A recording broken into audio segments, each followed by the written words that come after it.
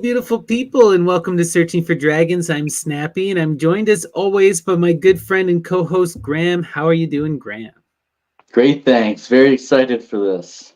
We're so pumped for this. So, Searching for Dragons is the show where we go out and look for people who are using magic in their art and doing really interesting magical creations. And Artaud is sort of the quintessential magician for you and I. He was the first person we talked about and the person we've talked about the most, right? Yeah, I mean, there's so many periods and so many works that we could talk about them forever.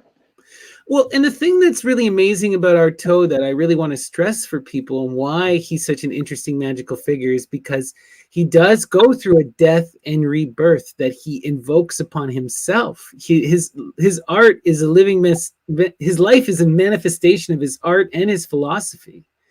He's a truly transformative, incredible person. And also one of the most brilliant writers I've ever read in terms of visual imagery. Definitely. Very evocative writing style. Right? So we've talked about so much of Artaud already. What is this book, though, Heliogabalus? What is it all about? And what period is it in Artaud's life? Like, how is he coming at this book and what inspired it? Right. So, our Heliogabalus was published in 1934. He worked on it throughout the course of 1933. So during this time, he would have broken away with the Alfred Jarry Theater. Him and Roger Vitrac parted ways over some disputes, namely over the purpose of cruelty. And so Artaud would have been writing his manifestos for what became the theater and its double, his Theater of Cruelty manifestos. And he was acting in film still at this time up until 1935. That was his primary way of making money. But he was fighting still his immense addiction problems that were precipitated by a stay in an institution in 1919. Oh, wow. One thing that stood out I heard about this book is just the incredible level of detail. Like, how's Artaud getting access to the history at this time? He doesn't have the internet. Like, where is he going? Where is he reading books like this? Mostly in libraries. He just spent an entire year in libraries exhaustively, as they say in the book, exhaustively recreating Heliogabalus's life. And during this time, he would have dug up all this esotericism and sorceress writing, which he incorporated into his Theater of Cruelty writings. He was already coming at it from a magical perspective, but this research more richly informed him. Right. So kind of after this, you really see the birth of Artaud, the magician, with the magical lingua and the whole, it's kind of interesting. Mm-hmm. He talks about ritual always, but it becomes more prevalent as time goes on.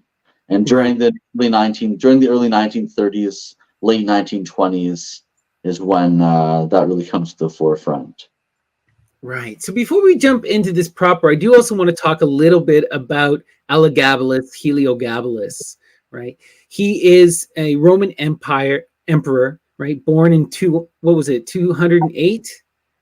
And then he reigned in 218. 204. Born in 204. And then he was emperor in 218.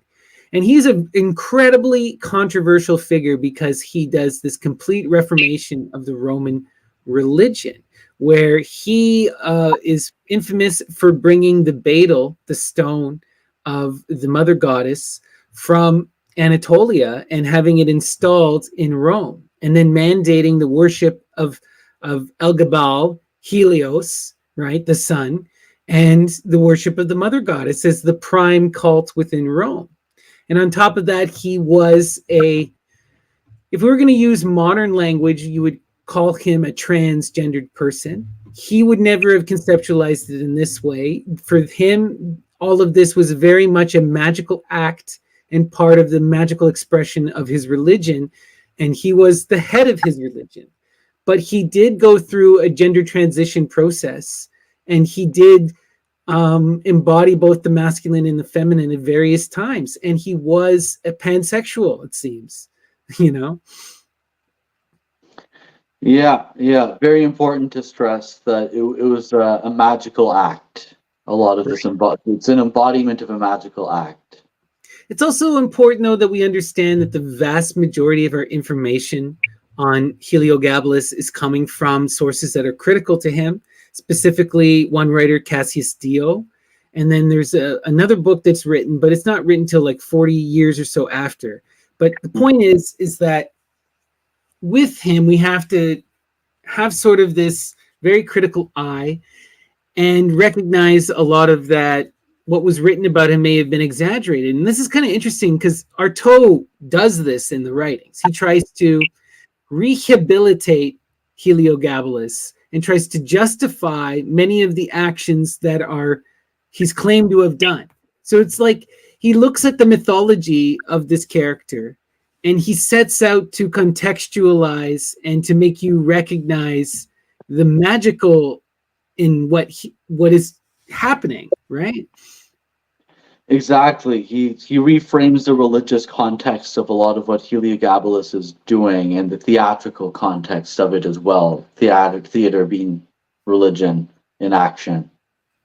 Exactly, right? And religion is all about performance, right? And theater is born out of religion. You know, there's such an intrinsic thing here that needs to be recognized, right? So it's important we understand that about Elagabalus. After they died, they were expunged from history for a long time, right? They were so offensive to the Roman understanding and to the Roman culture that it took a long time before people could have an unbiased view of him. It took historians having to go back and trying to recreate this image, and Artaud is one of them, but he's doing it from this theatrical magical perspective. Do you want to elaborate more on that before we get into it, or? Yeah. So as we mentioned in the slide that we'll look at, Artaud very much imagines himself as Heliogabalus while writing this book, and so it's there's an element of theatricality inherent to it because of this, because it's like he is donning Heliogabalus as a character. I would even expand it, though. It's also a religious act, and it's important that we see it. It really reminds me of a lot of the Hindu sages, where he is taking on a vow. He's being possessed by the spirit of Elagabalus, and he's doing his best. He's wearing the costume. He's embodying the character. He's living that character, and then he's producing this kind of biography, at least in his mind, Yeah, and what's important to note that we'll mention briefly in the slides as well, but Artaud would always dictate his works and then amend the dictations, amend the transcriptions, and then publish it. And he was always very theatrical in his dictation. And this brings a ritual theatrical element and just adds to the layers. Right. So it's important we understand that as his writings begin as performance and then become the written word.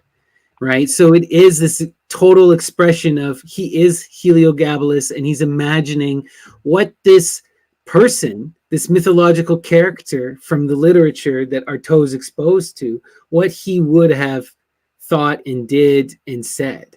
And it's a really profound necromantic magical act, because he's going to the literature, he's invoking the literature, right, to embody this character. Like you can see it, and a lot of people look at it purely through that theatrical lens, but I coming at it from the magical lens, to me, it's pure necromancy, and sorcery. It's beautiful. It really is. So let's get into it proper here. I'll bring up the first slide. Why don't you talk about the cover here and the subtitle? So what's important to note is that this, I have this is my copy. This is from 2022, and the first edition was 2019. I say that because this is the first full English translation of the work. and it was published by Infinity Land Press, translated by Alexis Lykiard, who's also credited with creating the first fully annotated English version of Songs of Maldoror by Comte de Lautréamont in 1970. So this is a little bit special in that this is going to be a walkthrough of the complete translation. Beautiful, beautiful. So talk to us about the subtitle. The Crowned Anarchist. Heliogabalus, or the Crowned Anarchist. Artaud says that everything Heliogabalus does is anarchy in motion. And what he means by anarchy is that he takes this embodiment of the war, a war of the masculine and the feminine, and embodies them within himself. It's the constant shifting between the one and the many, and this creates a violence and a disorder. And that is the anarchy that Heliogabalus is trying to embody, according to Artaud. It's just so wild because on one hand, it's such a duality, because if he's embodying man and woman on one hand, but then he's also the emperor and the anarchist, right? The absolute authority and the one undermining authority. What's interesting is that we'll see that Artaud calls this union of principles a form of monotheism. Oh, wow. That's interesting. He refers to it as monotheism, and I find that quite interesting. Yeah, so interesting. So before we move on, talk to us about the cover, because the cover is also really provocative. What's going on here? Evocative and provocative. Yeah. So, this is the red, the blood, the violence that causes, this is the end of life, and then semen, the beginning of life. This is also red, represents the menstrua, the feminine, and then semen represents the masculine as well. And this cover is a literal mixing and combating of these principles. So wild, because you see a lot of the similarities in the Indian tradition, right? Like there's the masculine seed, the bija, is the source of all creation. And then there's the feminine is the blood. It's wow. Amazing. Interesting. All right, let's continue here. Sure. So this is just a picture of Heliogabalus at the time, or of Artaud at the time of writing Heliogabalus. Artaud, this was 1933, so he would have been about 37 years old in this photo. Wow. You can just see the intensity on his face. So, Artaud's highly distinctive poetic biography of the weirdly androgynous Sun King was first published by De Noël and Steele, Paris, in April 1934, with 6 illustrations by André Derain. Initially commissioned by De Noël, Artaud warmed to his task. He researched in libraries, reading voraciously and working all day, as he informed his friend Anaïs Nin at the time, and ended up dictating the book with considerable thespian relish. Indeed, the year after its appearance, Artaud would write, "The life of Heliogabalus is theatrical, but his theatrical way of conceiving existence strives to create a true magic of the real. Indeed, I do not conceive of theater as separate from existence." Wow. So beautiful, right? This idea that performance is intrinsic to life and that you have to perform the self, right? Exactly. Love it. Let's so continue. This gives a bit of a context, and then, it sets everything up quite nicely, I think. For sure, right? Like it's exactly what you were telling us. He did all that incredible work, and he is doing that crazy theatrical thespian relish. I love that line. So yeah, just great. So this is just gives a little bit more context for Artaud's headspace at the time. The diarist and novelist Anaïs Nin was a friend of Artaud in Paris during that period, and in her journals she evoked Artaud's wild temperament during the era when he was exhaustively recreating Heliogabalus's life. Artaud sat in the Coupole Cafe pouring out poetry, talking of magic. "I am Heliogabalus, the mad Roman emperor, because he becomes everything he writes about." In the taxi, he pushed back his hair from a ravaged face. The beauty of summer day did not touch him. He stood up in the taxi, and stretching out his arms, he pointed to the crowded streets. "The revolution will come soon. All this will be destroyed. The world must be destroyed. Wow. An apocalyptic wild man. Gotta love it. Embodying and being possessed by Heliogabalus' spirit and screaming in a taxi. Screaming So about the Artaud. revolution. And for Artaud, the revolution is not a political thing. It's a transformation of the human as we know it. And if everyone undergoes this transformation, then everything will change. Yeah, it's almost like a taking a responsibility, a huge growth, a realization, an apocalypse, right? A Yeah. revealing. Beautiful. Let's continue. Sure. So this is the dedication that he wrote at the beginning of the book, and you'll have a field day with this. I dedicate this book to the manes of Apollonius of Tyana, Christ's contemporary, and to any remaining truthful Illuminati in this fleeting world. And in order to underline its profound unreality, its spirituality, its futility, I dedicate it to anarchy and to the war for this world. I dedicate it finally to the ancestors, to the heroes in the classical sense, and to the spirits of the great dead. Do I ever freaking love Artaud? Oh wow, this is such okay, first off, Apollonius of Tyana, magician extraordinaire, possible analog to Christ, and several people argue that Christ is largely based off of Apollonius, and the mythology is constructed later. Really interesting character. Almost got killed a bunch of times, worth really digging into. And I love how he connects this to the truthful Illuminati in this fleeting world. It's like those who are able to see and know the truth are disappearing, and there's some kind of secret cabal, right? Amazing imagery, because that's kind of the way I imagine a lot of these writers who know the mysteries and kind of talk about it in secret and then write letters to each other, Yeah. And then I love this. And in order to underline its profound unreality, its spirituality, its futility, I dedicate it to anarchy, into the war for the world, right? Anarchy to save the world. Interesting. Wow. And then finally, I love this dedication because it sets Artaud firmly within the magical tradition and firmly within this primitive mindset, for similar to people like Ludwig Klages. I dedicated finally to the ancestors, to the heroes in the classical sense, and the spirits of the great dead. And this is really important to Artaud's magical conception, because he talks about this a lot when he references paganism. We've seen this where he always says that the pagans deify everything, including the human, right? And this is a really important thing for him. It is. It's about deifying everything, nature itself, seeing human as a part of that deity and not as separate from nature. Exactly. Really interesting stuff. I love it. So chapter 1 is called The Cradle of Sperm. Very evocative title. Wild. And this is how it starts.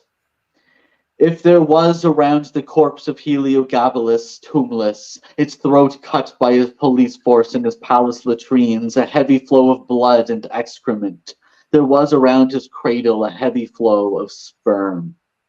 Heliogabalus was born in an era when everybody slept with everybody, and it will never be known when or by whom his mother was actually impregnated.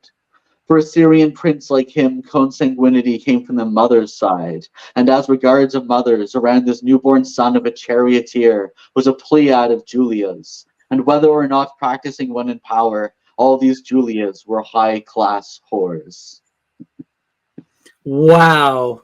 That's so intense.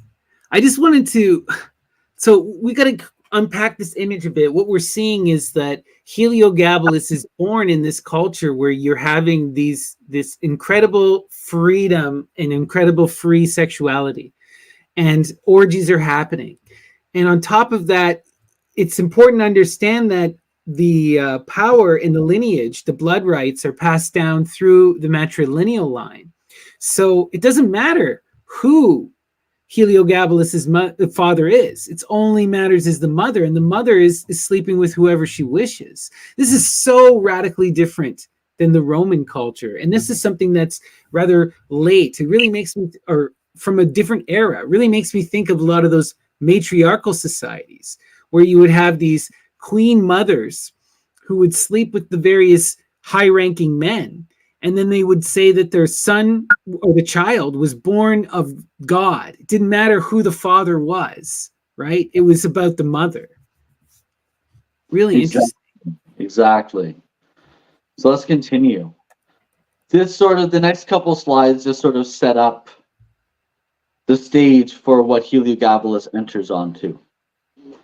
The fact remains that history, going back from the feminine side to the origins of Heliogabalus, shelters inevitably behind this bare and senile cranium, this wagon and this beard which comprise our impressions of the face of the elderly Bassianus. That this old fossil served a cult doesn't condemn the cult, but those imbecilic and spewed up rites to which the contemporaries of the Julias and of Bassian and the Syria of the newborn Heliogabalus finally reduced the cult. The cult dead, however, and reduced to mere remnants of gestures to which Bassianus devoted himself. It will be noted that the moment the infant Heliogabalus appeared on the steps of the temple of Emesa, it resumed, via articles of belief and vestments, its energy of pure gold, of astonishing and refined light, and once again become miraculously active. That's so beautiful. Wow. So it's important to note here is that at one point there was this guy, Bassianus, who would have been the priest, and again, he reduced the cult to a thing of, the cult had been reduced to a thing of mere gestures and emptiness. And something about the birth of Heliogabalus reinvigorated the magic of the religion. At least that really sets it up as a cycle, right? And as a rebirth. The cult went through a process and it's coming again anew. And this is how Artaud is envisioning it in this magical mythopoetic lens. And it's important we understand this, right? He's writing a new mythology as much as he's writing a biography. Exactly. So this next, I'm not going to read all of this. I'm just going to point out that Bassianus had a series, 2 lineages of Julias. And some of them had the same names, Julia Soemia and Julia Mamaea and Julia Moesa being the most important. So Julia Moesa was married to Sextus Varius Marcellus, but was, however, doubtless impregnated by Caracalla or Geta. Caracalla and Geta were, I believe, cousins of Septimius Severus, who would have been the emperor at the time. Okay, so that's how the blood connection comes in. Interesting. Yeah. And we'll see how Septimius Severus connects a little bit later. What's important is that she gave birth to Varius Avitus Bassianus, later named Elagabalus, son of the Summits, false Antoninus, Sardanapalus, and finally Heliogabalus, a name seemingly the happy grammatical contraction of the most high denominations of the sun. Yeah, it is it is those 2 denominations, right? Helio and Gabalus.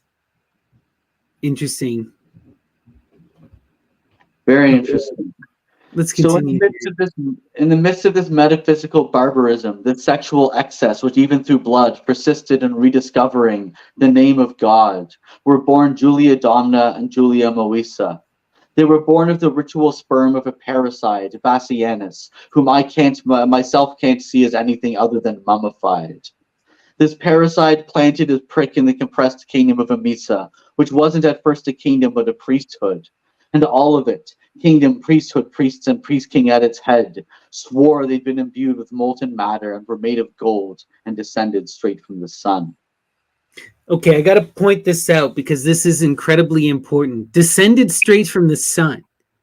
The offspring of Helios, this is like ancient Greek cult. We're talking. You're talking Medea, Circe, right? You're talking those real deep connections to a lot of the magic that like someone like Dr. Ammon talks about. So this is putting him in that distinct lineage, is having the blood of Helios. So being a semi-divine figure. Exactly. Very important to know. Let's continue. From mother to son, the priests of Emesa, who for 1,000 years or more came from the Samsasyramids, handed down the kingdom and the bloodline of the sun. From mother to son, since in Syria consanguinity derived from the mother's side. It was a mother who served as father, who had the paternal social attributes, and she who, from the standpoint of generation itself, was considered the primogenitor. I stress, primogenitor. It means mother as father, that it's the mother who is the father and the feminine who engenders the masculine. And this must be reconciled with the masculine sex of the moon, which prevents those who worship it from ever becoming cuckolds. Nevertheless, sorry, no, just wild. I did want to point out this primogenitor thing is incredible, because it really makes me think of like a lot of those mother goddess cults, because they view the mother goddess as the creatrix, right? Often you'll see images of her with a phallus. Like there's a famous Aphrodite where she's lifting up her skirt to reveal her phallus, because she pregnates herself, right? She's the uncreated creator and gives birth to the unfolding of the universe, right? So it's interesting that they're using this kind of language. Yeah, we'll see a lot of pairing of the masculine and feminine genitalia as symbolic objects. And then I thought this was kind of wild, where it says, and this must be reconciled with the masculine sex of the moon. It's like flipping everything on the head, right? If the sun is feminine, then the moon must be masculine, right?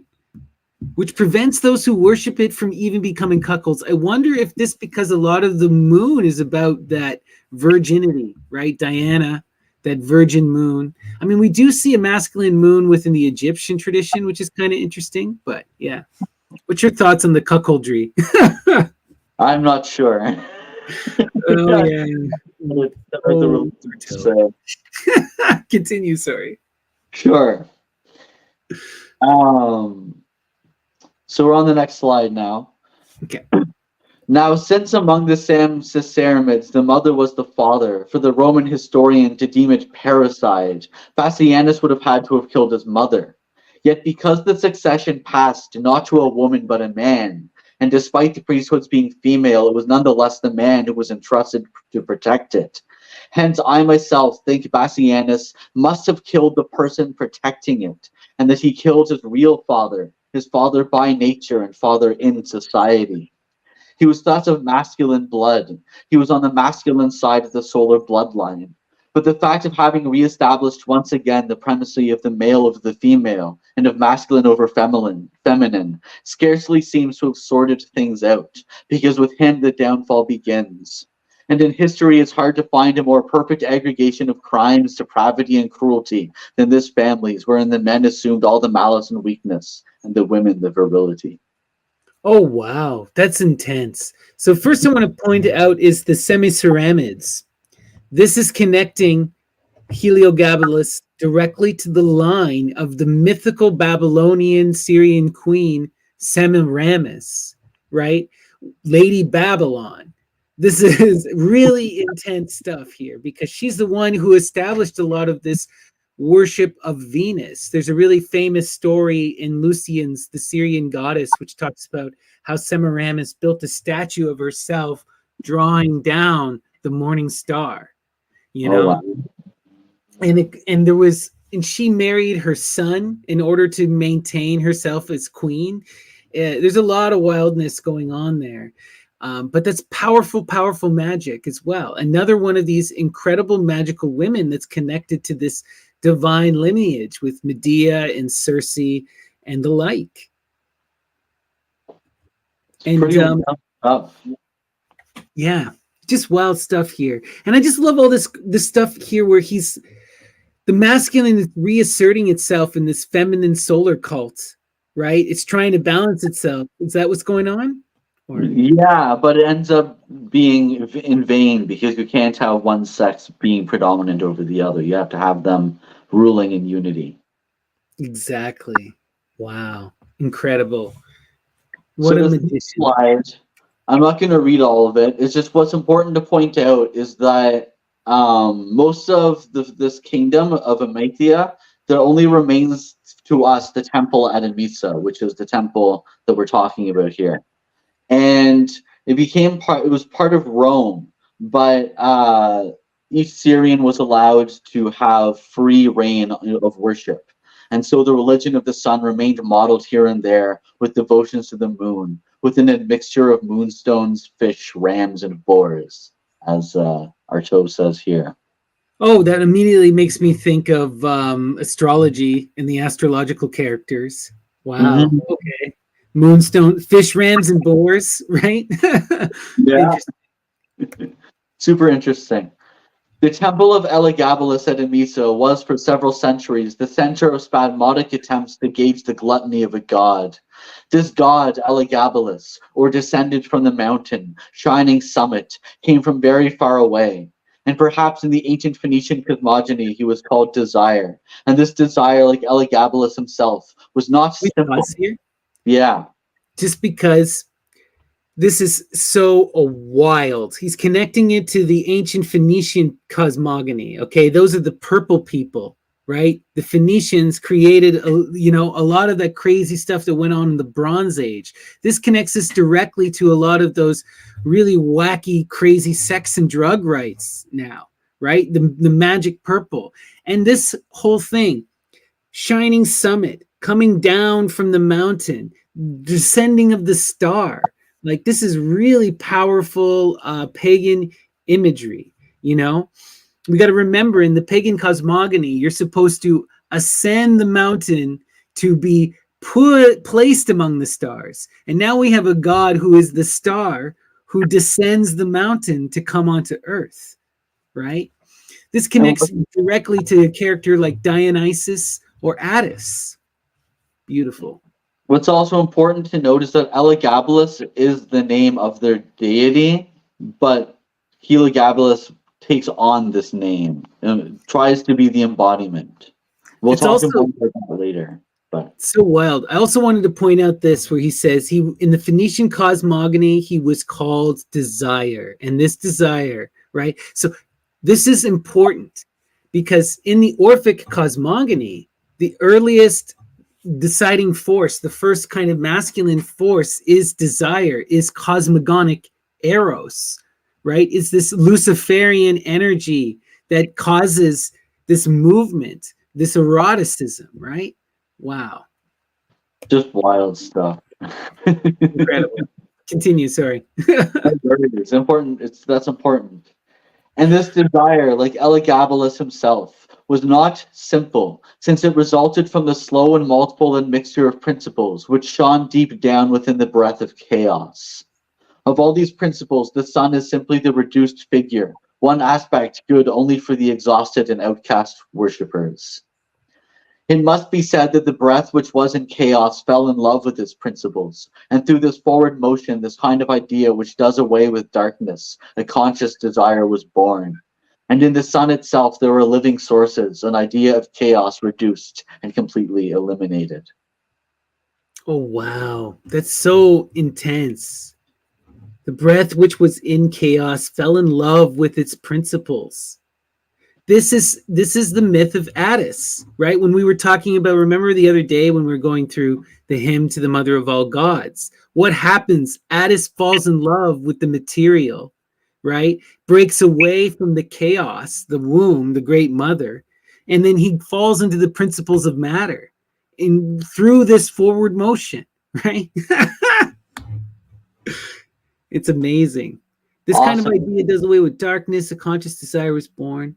And in the sun, there are living sources of an idea of chaos. Within the one, you still have the many, right? And the sun is the most profound example of that manifestation of deity, of monotheism, like you were mentioning, right? Exactly. However, in the human body, what represents the reality of this breath is not pulmonary respiration, which would be to this breath what the sun in its physical aspect is to the reproductive principle, but this sort of vital hunger, changing, opaque, whose current sweeps across the nerves and battle with the intelligent principles of the brain. And these principles in their turn recharge the pulmonary breath and confer upon it all their powers. Nobody could claim that the lungs which restore life aren't under the command of a breath conveyed by the brain. And the head of Heliogabalus, god of Emesa, was kept very busy for all time. This is desire at play, right? That's that cosmogonic eros, that love energy. Love is what drives everything. Beautiful. I love this the interplay between the breath and the brain, the lungs and the brain. Everything is connected. Our mind is in our matter, but it's separate at the same time. They're working in tandem like a system. Beautiful. Well said. That's so true. There are black stones in the form of a male member, a female sex incised beneath. And these stones are vertebrae and precious corners of the earth. And the black stone of Emesa is the largest of these vertebrae, the purest and also the most perfect. Can you pause there? So Yeah. I want to point this out because this is incredible. These are black stones in the form of a male member and a female incised beneath. That is describing a lingam. Okay, in Shaivite worship specifically, but in a lot of various forms of Hinduism, you will have what's called a lingam. And on the top, you will have the linga, which is the phallus, the male member, but it is resting inside of a yoni, which is supposed to be the female vulva, right? And that forms the pedestal. And when they worship, they pour milk upon the phallus that then pours down into the pedestal, the yoni. Right? And together they are this sacred lingam. This is exactly what he's describing here. And Emesa has the most pure and most perfect lingam. Yeah. All right, continue. Yet there are stones living as plants or animals live. And just as one might say the sun is alive, with stains which shift, swell, and shrink, ooze into one another, merge, and are once more displaced. And when they swell or shrink, they do it rhythmically, internally. Just as one might say the sun lives. The stains live within it like a cancer, like the effervescent buboes of a plague. There is inside it pulverized matter which collects up like sunspots, atomized but black. Oh, wow. And this is true. There is this. Go ahead. The stone is alive. These black stones are living. That's what's important to point out here. And, exactly. Yeah. Or one of the important things, anyways. One of the important things, but it comes from the sun, right? And it is something that's almost been excised from the sun. And it's also reflective of the sun, too, right? It's that cancerous generation. This immediately makes me think of George Bataille and his black sun, the solar anus, right? That over-generative, over-producing thing that becomes cancerous. This is exactly what imagery that Artaud is connecting here. The effervescent buboes of a plague, right? The stains like within it like a cancer. Anyway, wild. And it's important that he mentions plague because around this, just before writing this, he would have written his manifesto, Theater and the Plague, which is the first major chapter in the Theater and its double. Wow. The small town of Apamea sub Emesa stands at the foot of Antilibanus. Sorry if I'm butchering any of this. In a landscape of extinct lava and crumbled bones. Its little temple of the sun moon possesses a hydromantic oracle, an oracle which is never mistaken. Wow. A hydromantic oracle, an oracle which is never mistaken, a temple to sun and moon. Hydromantic, this is the muse magic, an oracle of these water nymphs, right? Right. And it's never mistaken. Beautiful. Continue. Sorry. Toward one day in the ancient world, under the glare of the solar light, the whole family of Heliogabalus might have been perceived. The great-grandfather Bassianus, great-aunt Julia Domna, Julia Moesa the grandmother, walking in line like pilgrims. Bassianus, the jaundiced yellow, trudges slowly at donkey pace, and behind him are his daughters.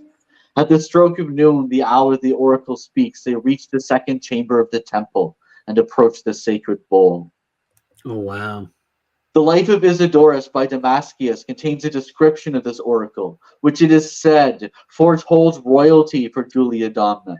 And according to this, the oracle that day was particularly precise and particularly conscientious, because afterwards a horoscope was cast announcing to Julia Domna that she'd be queen one day. Oh, wow. So they saw her rise. That's And this is beautiful. important because shortly after this, very shortly after this, Septimius Severus becomes commander of the 4th Scythian Legion and comes to Emesa. And being old, he decides he should take on a new wife. And he consults the official registries and sees Julia Domna's horoscope. That she'll be a queen. And takes her as his wife. And this is the connection between Heliogabalus' family and the royalty of Rome. And how he winds up becoming emperor. That is so wild. And the Scythian Legion. Yeah. And okay, that's deep magic again, because the Scythians are also connected to the lineage of the sun. And to, because Medea, she winds up meeting up and becomes the queen of a group of the Scythians who then transform and change their name to the Medes. Oh. So there's a deep connection here with all of this sun magic and all of this Scythian stuff. It's wild, and then her earlier family is in there. Emin has a video on his channel that he does with Neil, Gnostic Informant, where they talk about the family of the sun. I'll have to go back and rewatch it, but everyone should check it out. It's really interesting. Definitely. So yet beyond these legends and gossip about the earth, symbolic or not, which like all symbols conceal and reveal in plain language but in a reversible manner the most precise and indisputable truths, there is the gossip and legend about heaven. There are the metaphysical fables, the cosmogonies, and the Phaeacian, not the biblical, Genesis, which, false or not in its primitive wording, conveys to us via the Sanchoniaton, stelae, the profundity of thought and alluvian preoccupations that are, in touch with the ancient clay of the first peddlers born of the color red ochre, as menstrua. Oh, wow, that's intense, because the red ochre is a drug. Okay. This is well attested to in a lot of the alchemical literature. And it is connected to this really deep feminine, the red goddess, these red mother goddess cults, and this is some of that old magic. Wow. These red ochre, Europe, right? Yeah. Sorry. No, that's okay. That's okay. It's very wild. I didn't know that the red ochre was a drug reference. That's cool. So these red ochre menstrua, which are the flag and color of the Phaeacians, recollect the memory of the most terrible of wars. Red ochre, the banner of woman, against sperm white, standard of the masculine sex. On the subject of principles, I shall return to this war, which with no truce possible opposes feminine to masculine. For now I want to dwell upon a war of wonders, of anomalies of nature, of splendid ritual spectacles where man and woman merge through gold and the moon beneath the mantle of the officiating priest. Wow. It is the priest that merges the man and moon, golden moon. Wow. Incredible. Just wild. This next passage is really important. It highlights this dancing and this merging. In Syria, the temples are sounding boards for real marvels, magical revelation, and a considerable number of temples seemingly placed there only to illustrate this war, these rites, these anomalies, vie with each other for splendor across the whole expanse of Syria. Some consecrated to the sun, others to the moon, without it being very easy to ascertain which is the female, which the male, and whether it be the male that has generated the female, or vice versa. There was the temple of the sun at Emesa, that apparently had primacy over the other temples of the male sun, as if there were several suns, with each particular one being the double of all the others, and the moon were the female double of a single and masculine god. And the temple of the sun moon at Apamea paved through with moonstones, and the one to the moon at Hierapolis near Emesa, outwardly consecrated to womanhood, comprising a male throne stunted and reduced, displayed no more than once a year and under the aegis of Apollo. That's Apollo. so. Do you want to stop? Yeah, I just wanted to say something about how, oh my gosh, this idea of applying the double to the gods is really important. Because when you start to break down a lot of that philosophy, you'll get into this. You'll recognize that a lot of the gods are doubles of one another. And it's interesting you bring up Apollo, because if you go to Macrobius' Saturnalia, he will tell you that the double of Apollo is Dionysus. Apollo is the sun in the day, and Dionysus is the sun in the underworld, right? So there's always this doubling that happens, and you can do this with just about any one of the Greek gods. It's kind of wild. Artaud is so connected to this pagan mindset. It's amazing. He knew what was up. Right? Apollo, signifying the sun in motion upon its course, the sun freed from a part of himself, the highest, and considered in its powerful momentum, the sun descended from his throne, and who accepts getting down to work, who is no longer king since not enthroned, nor immobile and is at work, and who has become the son of the king, as Christ is son of God. That's beautiful imagery, because this is what you see, right? You have the Titan Helios, and you have Apollo also described often as Apollo Helios, but then other times he's Apollo Phosphoros Daimon, right? He's that spirit that's close to us, that shines a light, that comes to the earth. He's that descending light upon the earth, who brings oracular prophecy, who slays the demons, who teaches people how to sing, how to make music, right? Beautiful. Just beautiful. It's here we get onto the scent of woman. We're on the next slide now. If instead of giving us an external description of the temple of Hierapolis, and his description is never more external than when he appears to gain access to and penetrate its inmost secrets, Lucian had had the slightest curiosity about principles. He would have examined the temple colonnades as to the extra-human origin of those female sexes in stone, which comprise the ornamentation thereon. This is the very principle of Ionian architecture.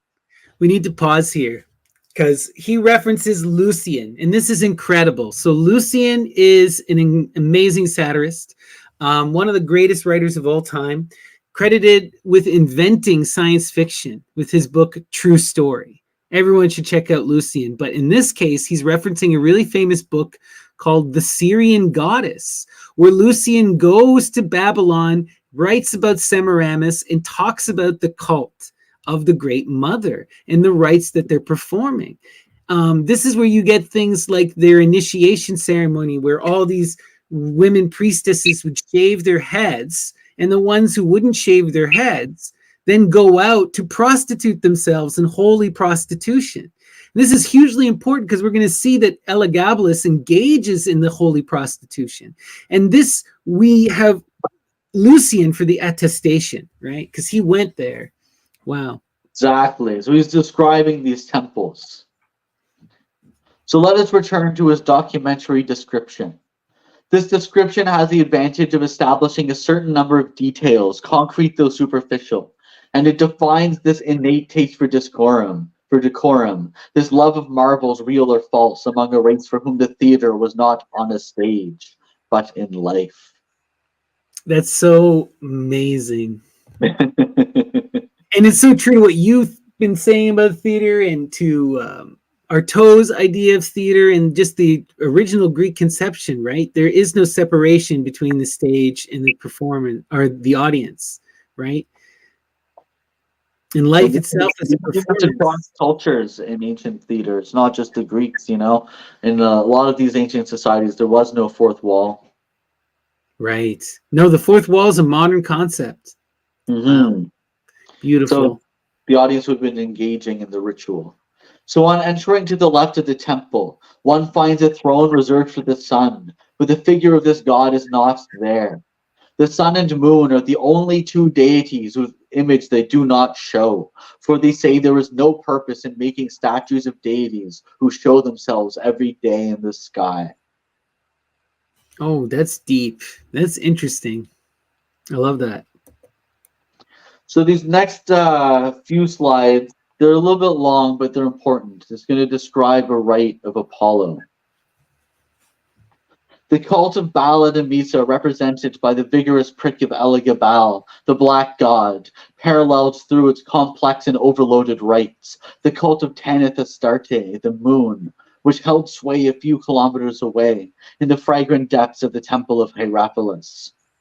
There it was in this temple consecrated to woman's vagina, to her deified sex, that a sweating and bearded Apollo would emerge during the main festivals, and would consecrate his oracles through the voice of the high priest, advancing or retiring upon the shoulders of his bearers.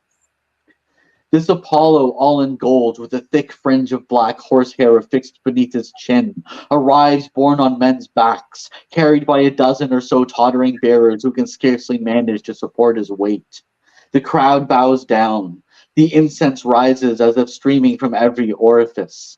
At the far end of the temple, the high priest awaits the god, himself painted with insignia laden with gemstones, rags, feathers, erect, frail, like a bull's tongue in the air, dripping gold. In the silence that has suddenly fallen, footsteps are heard, voices, comings and goings of every sort, in the building's underground rooms. All this comprising layers, superimposed stories of whispers and noises. Beneath the earth, the temple spirals down toward the depths. The chambers for the rituals are stacked one upon the other in vertical succession. It's as if the temple resembles a vast theater where everything would be real. That is so intense, so wild, right? And it's this idea that the god descends into the king, and then the king is enthroned by the priests in the temple, right? And it's that's such magical imagery when you think about a lot of the Greek magic, this idea of ascending the throne and drawing down the star, right? This is the star drawn down and ascending the throne, right? This is the sun being enthroned in the temple. Beautiful. At the moment of the appearance of the god, the drunken god who makes his guardians stagger, the temple vibrates in harmony with the stratified vortices of the basements known of and located since remotest antiquity. In the ritual chambers reaching down to several hundred meters below ground level, the watchers pass the word, give voice, strike gongs, and make the horns moan so the vaults resound with echoes. On the wing of cries, on rolling clouds of incense and noise, like moving masses of smoke, the high priest interrogates the oracle, sounds him out, invokes him with great shouts rhythmically. Then one sees the madman god, whose beard forms a great black hole in the midst of the gold in which he is utterly drowned. One sees the god grow agitated, foam at the mouth as if beset by rabies or stricken with inspiration. If the oracle is favorable, if the response of the oracle is yes, the god pushes his bearers forward. If the oracle is unfavorable, if the response is no, the god pulls his bearers back. Wow. Okay, this is so wild. I just want to point out to people this idea that he is the maddened god, right? The god, drunken god, right? He causes the guardians to stagger, right? He vibrates in harmony. This is Dionysus, right? Dionysian Apollo. The one who sees the madman god, whose beard forms a great black hole in the midst of the gold, the black sun, in which he is utterly drowned. See the god grow agitated, foam at the mouth as if beset by rabies or stricken with inspiration. Dionysus. Anyway, crazy. Holy shit. Oh, I went ahead one. Sorry. Here we go. No worries. So all this scarcely accounts for one particular external aspect of the religion of Astarte, the moon, bizarrely intermingled with the rites of Apollo, the bearded sun. But one must emphasize the presence of those two pylons aligned one behind the other, standing in the temple's interior. The two pylons representing phaloi stand on the same axis of the sun in order to form, at the point where the sun rises at a certain time of year, a sort of ideal line along which the temple is sited, so as to ensure that the shadow of the first column, the nearer one, coincides exactly with the shadow of the second. This is so intense, and we got to break this down a bit, because now you're getting into some serious effing mystery. Astarte. There's a really famous picture of Astarte where she's carrying two rings, two poles on either side of her. Okay. When you go to, there's a temple to Heracles, Phoenician temple, and there's all these descriptions that there are these two pillars, and then in between the pillars you have the goddess, right? She is the one who decides which pillar reigns in heaven and which one reigns in the earth. These are this cyclical rights of the masculine and the feminine, which gets to rule and which doesn't. And this is our divine trinity. You know, you have the intersexed mother, that divine creatrix, and then you have the two phaloi, who are representative of these two different descending powers who are competing amongst each other, masculine and feminine. And what wow. Certain time of year, their shadows become one. They merge. Right? And they reflect the mother from which they came. Intense. Such magical, powerful imagery. And Artaud is seeing all this. He's seeing it all. God, he's such a wild magician. So wild. That is the signal for an intensive sexual orgy in which everyone, especially religious, and even those not so, would be careful to take part. But what for the Galli is an invitation to mutilation is for the majority of the people one for fornication. While the new virgins are sacrificing their freshly attained virginity upon the altar of the moon, their devout mothers, getting out of the family gynaeceum for a single day, give themselves to the temple sewermen, the keepers of the sacred sluices, who also emerging from the darkness for a day, come to offer up their male sexes to the rays of the sun outside. Wow. Yeah, we've read, there's a lot that's written about these kind of orgy rites that happen in Syria, specifically, you know, in ancient times, and really intense, powerful stuff. Definitely. We should talk about the Galli. Sorry, I forgot to mention the Galli before we get into it. So the Galli, these are the followers of Gallus or Attis, who is the Milky Way and is also the descending matter into creation, Dionysus, right? If those of you who watched our deep dive into the Hymn to the Mother of Gods will remember all the stuff about Gallus and Attis, where they're the one who they become enamored with creation, fall in love with creation, and they descend to the deepest depths, into the mud and into the cave with the nymphs. And it is there in the nymphs, in the deepest of despair, that the sun in the form of a beast shows up and helps them ascend from the water and drives them to madness. And in this madness, Gallus Attis castrates themselves and then goes through this process of divine imitation where they try to embody the mother and return back to her, right? Wild stuff. So the Galli are these priests, these male priests who go through a transformation to become female priestesses. You know, and within this tradition, they would have been seen as women, as divine priestesses, as blessed by the goddess, the great mother, right? Exactly. And it's said that once they castrate themselves, they're given women's clothes to don. Yeah. So with these Galli who scatter their members as they run, who shed their blood in abundance on the altars of the Pythian god, women become suddenly besotted, and the husbands, the lovers of these men, respect these sacred loves. Such amorous explosions last only a short time. The women soon leave the corpses of these men garbed in the female attire they've assumed during their fatal race. This is so wild, you know. In the Syrian goddess, they talk about Lucian talks about how the Galli would cut their testicles off and then would throw them at women's doors, and then the women would come out and dress them.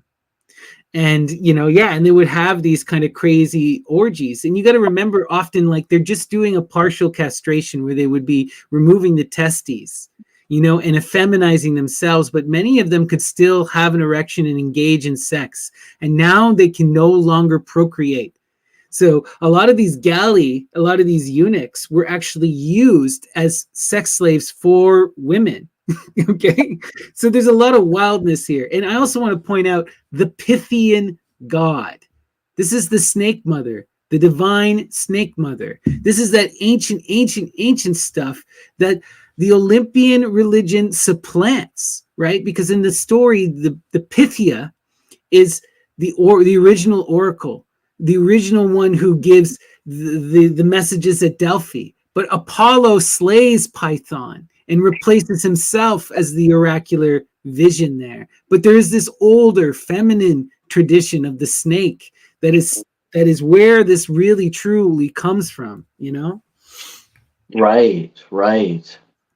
Super important to point out. So Heliogabalus was born at Antioch in the year 204 during the reign of Caracalla. And Caracalla, Moisa, Domna Soemia, the mother of Heliogabalus, and at that time widow of Varius Antoninus Macrinus, and Mamea, mother of Alexander Severus, and widow of Gassius Marcianus, curator of crops or of waters. All of them slept together, acting frenziedly and banqueting, while all around themselves they provoked the trances of the Syrian fakirs. That's so wild. And he's connecting it to a more modern tradition. This is something I love, right? Because the fakirs, right, these are modern Sufi dancers, and he's seeing this frenzy that these banqueting orgies it's Dionysian, right? Just another name, right?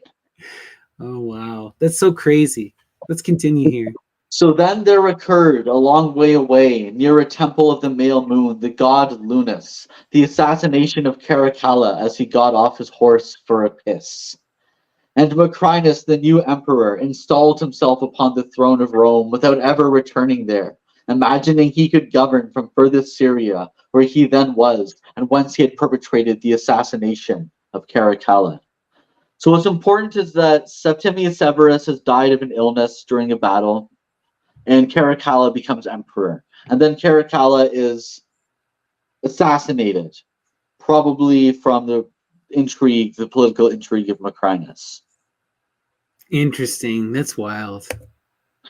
Heliogabalus' mother happened to be in Rome when he was conceived, and consequently Caracalla might have been his father, despite only being 14 at the time.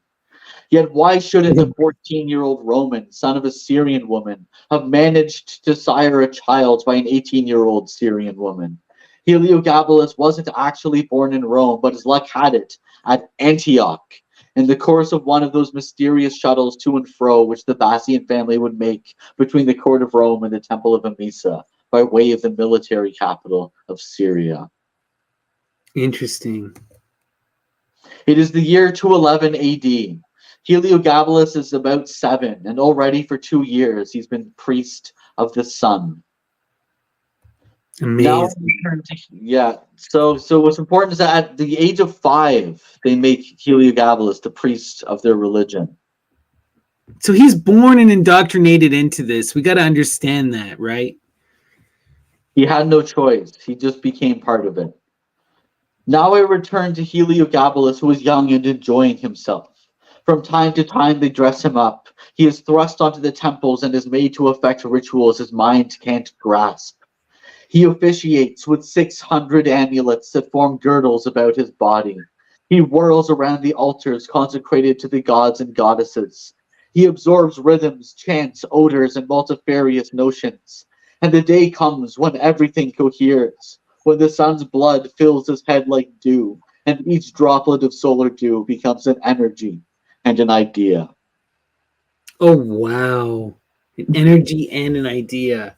And, when he's talking about ideas, he's meaning this in a much more profound sense. This is an act of creation. Wow. Beautiful.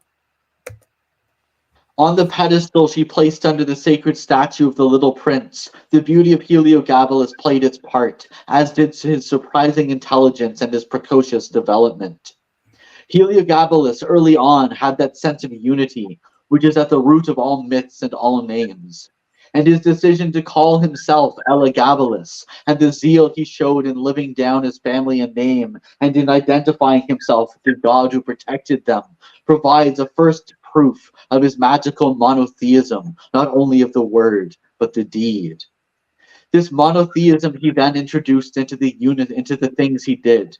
And it's the monotheism, the universal unity, that obstructs mere impulse and the multiplicity of things, which I call anarchy. So now we're seeing the embodiment of the contradiction that is Elagabalus, right? He is trying to be this monotheistic patriarchal son, but he can't be this. Oh, wow. This is interesting. And the monotheism, again, comes from the merging of the masculine and feminine into one being. And it's this oneness that he's worshiping. And that's why Artaud is calling it a monotheism and not a polytheism. Right? And it's this oneness, it's kind of part and parcel of a problem, though. Right? It obstructs mere impulse and the multiplicity of things. It causes anarchy. Interesting. Wow. I love this next part. To have a sense of the profound unity of things is to have a sense of anarchy and of the efforts required to reduce things while restoring them to unity. Whoever has the sense of unity also has the sense of the multiplicity of things, of that dust of appearances through which one must pass in order to reduce and destroy them. And Heliogabalus, insofar as he was king, found himself in the best possible position to reduce human multiplicity and restore it through blood, cruelty, and war to the sense of unity.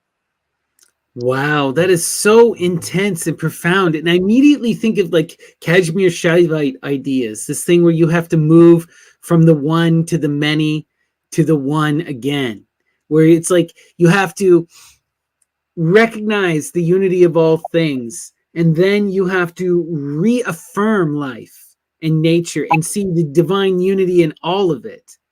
Wow. And this is kind of what he's doing within himself. And he's also trying to do that to humanity through blood, cruelty, and war. Wow. Imposition of the unity. And so, yeah. So now we come to the War of Principles, which is the second chapter of 3.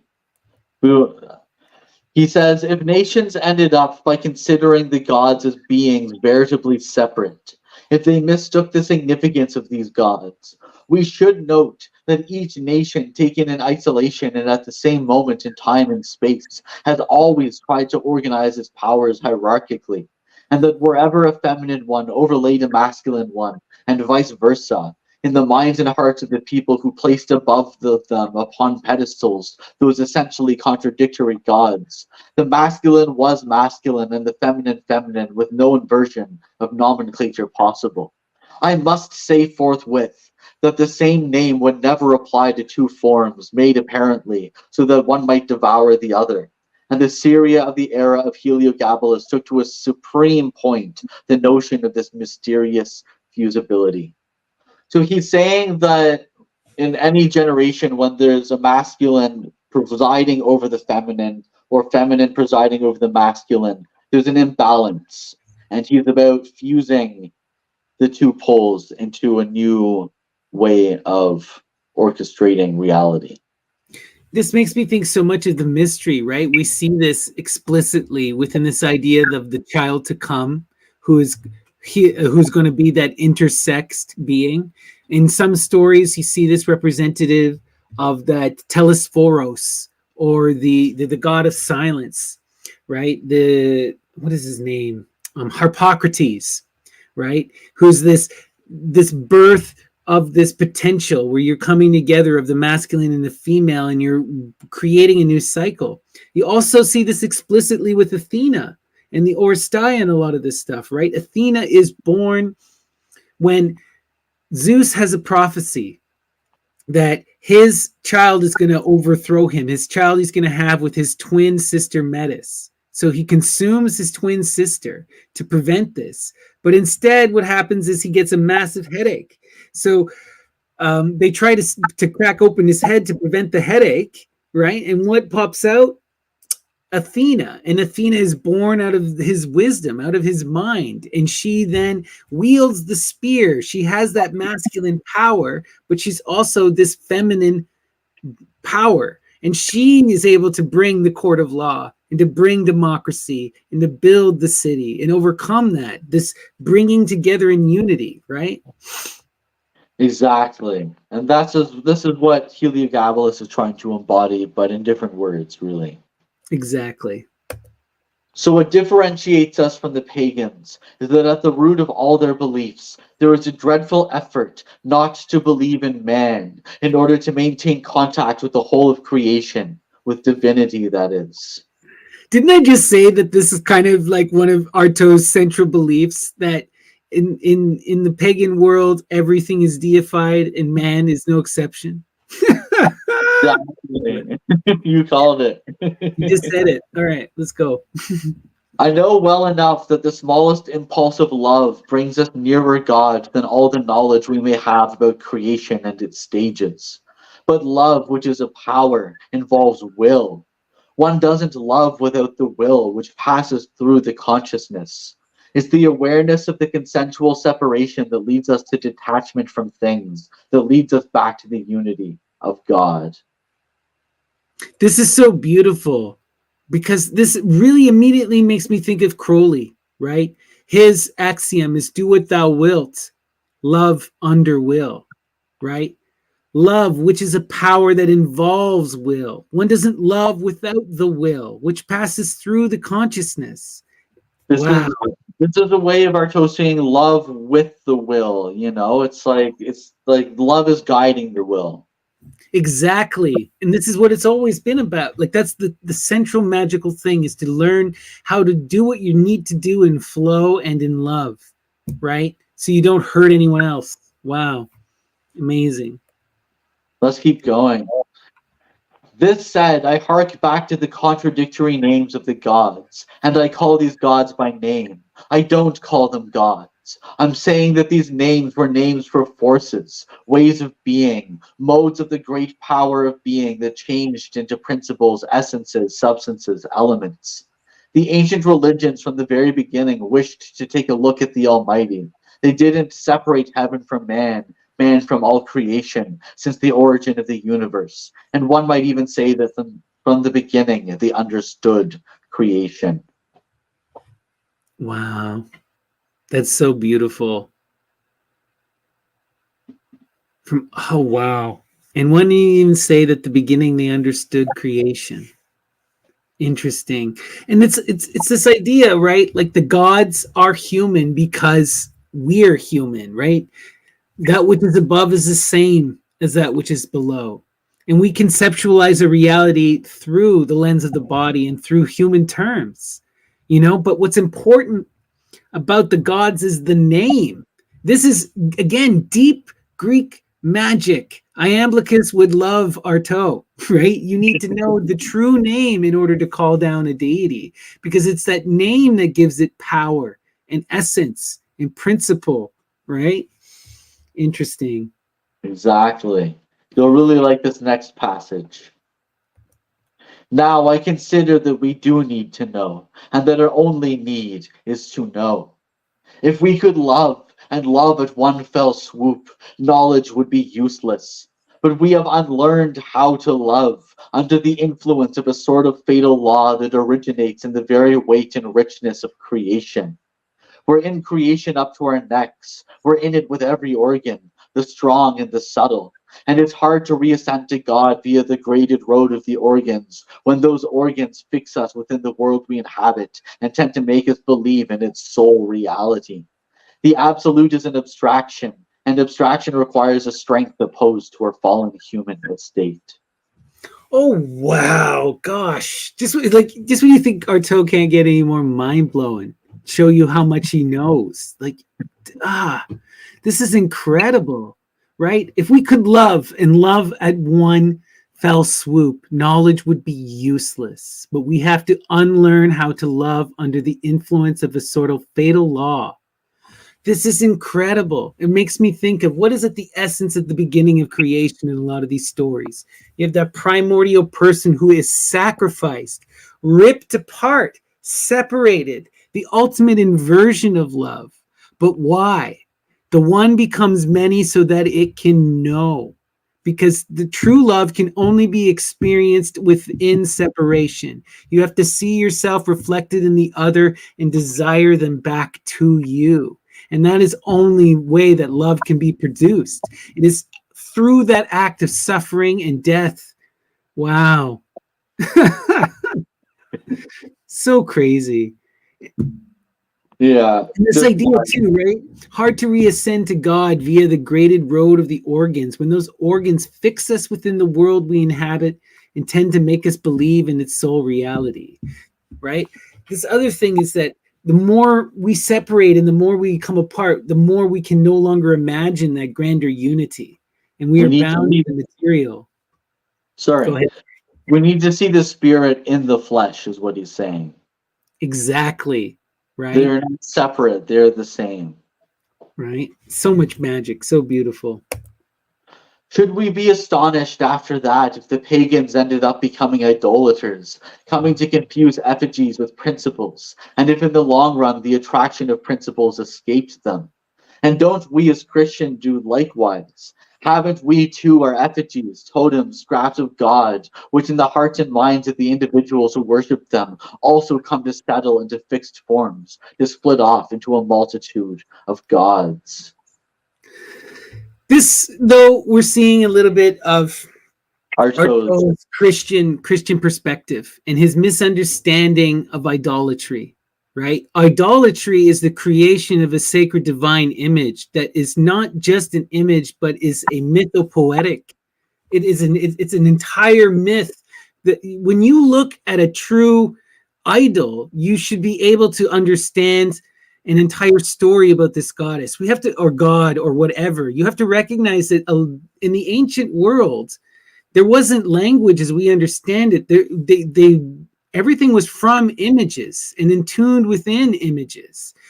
So these stories are these images, these idols are stories at the same time. And we know that Artaud loves myth.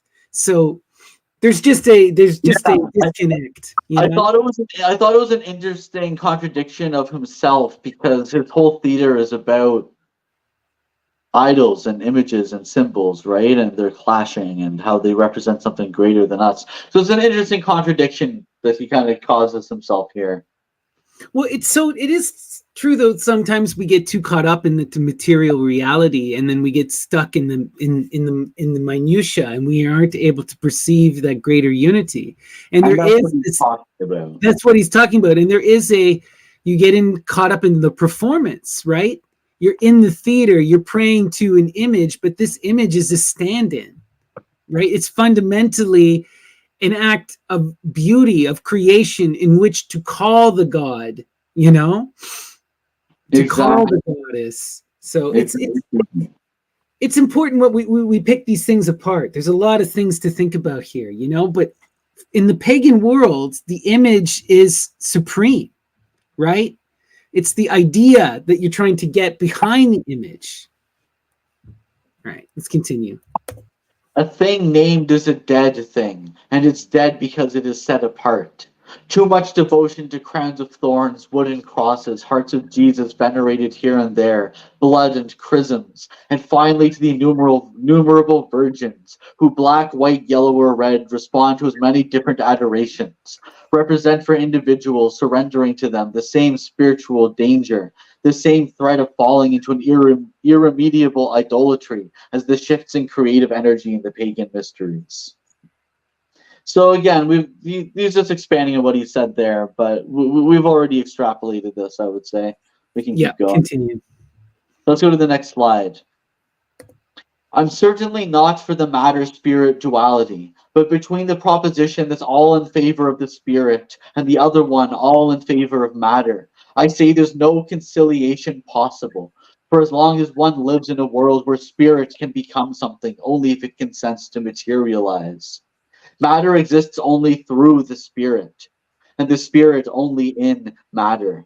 But at the end of the day, it's always the spirit which retains supremacy. Julian would love this, right? As we saw with Julian, the mother is that uncreated idea in which all other ideas are present, you know? And it is that ultimate spirit, that Urania, that true transcendence that reigns supreme. But, you know, he also makes a good point. It only takes on real meaning and power when it enters into matter, which is why, again, Julian fixates upon the cyclical substance, the third god, Helios, right? That is his divinity, the sun in the universe, the god that's present in the world, right? Spirit in matter. Beautiful. Interesting. So this is just an intense passage that I thought would be fun to include because it brings in a lot of Artaud's personality and his mental state. Nothing exists only as function, and all functions lead back to one. And the liver that turns the skin yellow, the brain that syphilizes itself, the bowel that extrudes ordure, the blazing look that takes the place of flames. They boil down for me when I die to my regret at living and my desire to be finished with it. Wow. It's darkness, but you know, it's about this, the decay and the suffering are intrinsic to life, right? And he's frustrated at it. And he desires to be free of that decay and that suffering, even as he fears it. You know, I regret at living, but my desire is to be finished with it. We see this a lot in this current state of Artaud when he transforms, when he becomes Artaud the magician at the end of his life. He says that he never was born and he will never die. He is beyond death. But he still hates existence. He doesn't hate existence. He hates the suffering inherent to existence. And it's always about the strive to take that suffering and learn from it and transform yourself. Well, we talked about this a bit later on with Artaud. He's far more about this idea of ionic life, of trying to transcend time. Right? He takes a different kind of a magical approach. He is about transforming the body into a timeless symbol. Exactly, right? Beautiful. Let's continue here. So the war of effigies, representations or principles, with myths on their external visage and effective magic beneath, is the only explanation that makes sense of the ancient world. It shows in plain language the nature of its preoccupations. And this war from on high is symbolized by meat. It's been incarnated at least once in meat.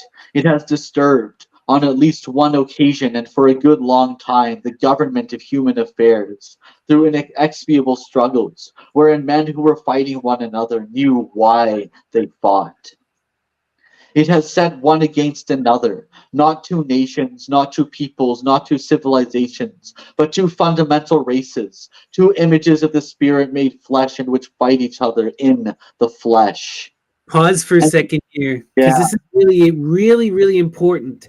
He's not just saying this isn't just masculine and feminine. This is two polarizing racial ideologies, two extremes, two polar opposites, right? What we're seeing on display is what the Greeks would have called the Chthonian, the chthonic, versus the Olympian, right? Those nature rebirth deities versus those deities of the stars and of the skies, you know? And it is this kind of dichotomy. It can be sometimes represented in the masculine and feminine, but it is far greater than that. You know, it is more about this way of which in approaching reality, this way in which approaching everything, you know, like in Heliogabalus, it's representative of that strive to order that you see within the solar, and then the strive to chaos that you see within the, you know, the other, you know, it's really intense and beautiful. It is. Sorry, continue.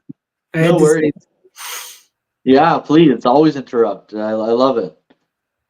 It's not even an interruption, it's just a discussion, right? Right. And this war of the spirit battling with itself, which lasted as long as several civilizations put together, as one can see in the Puranas, wasn't legendary, but real. It took place. And every principle, each with its strengths and energies, joined in. And above all, the two principles on which hangs cosmic life, masculine and feminine. This is so wild to me. And he says it takes place across civilizations, right?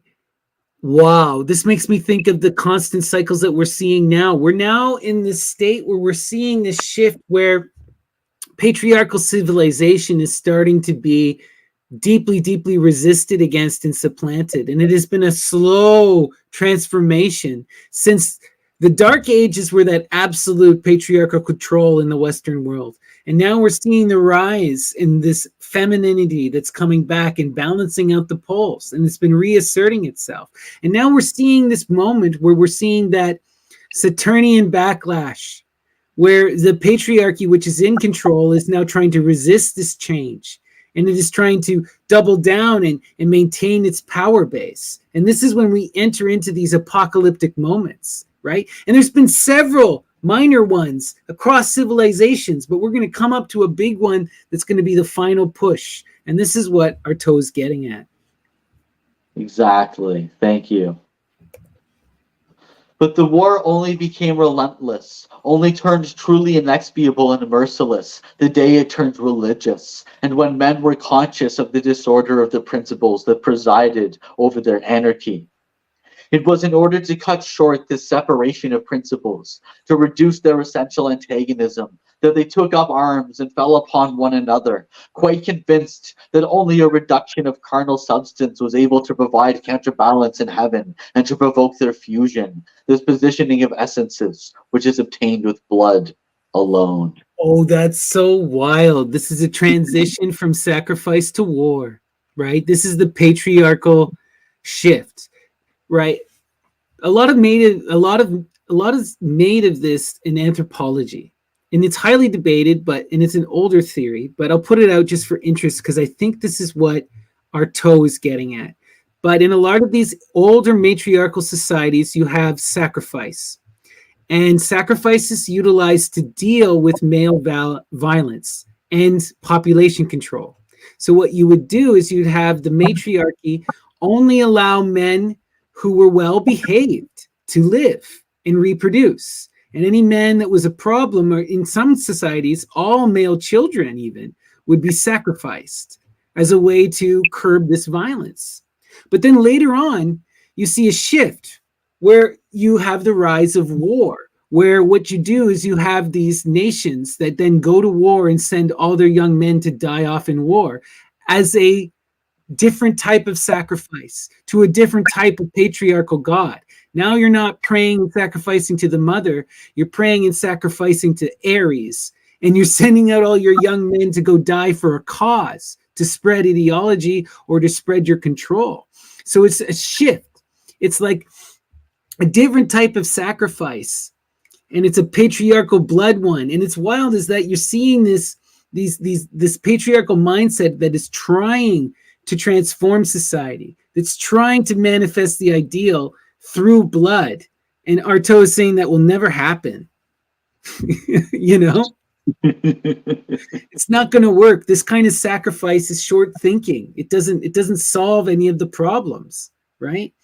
Exactly. Thank you. Very well said. And this war is wholly within the religion of the sun, and one finds it in some degree sanguinary yet magical in the religion of the sun practiced at Emesa.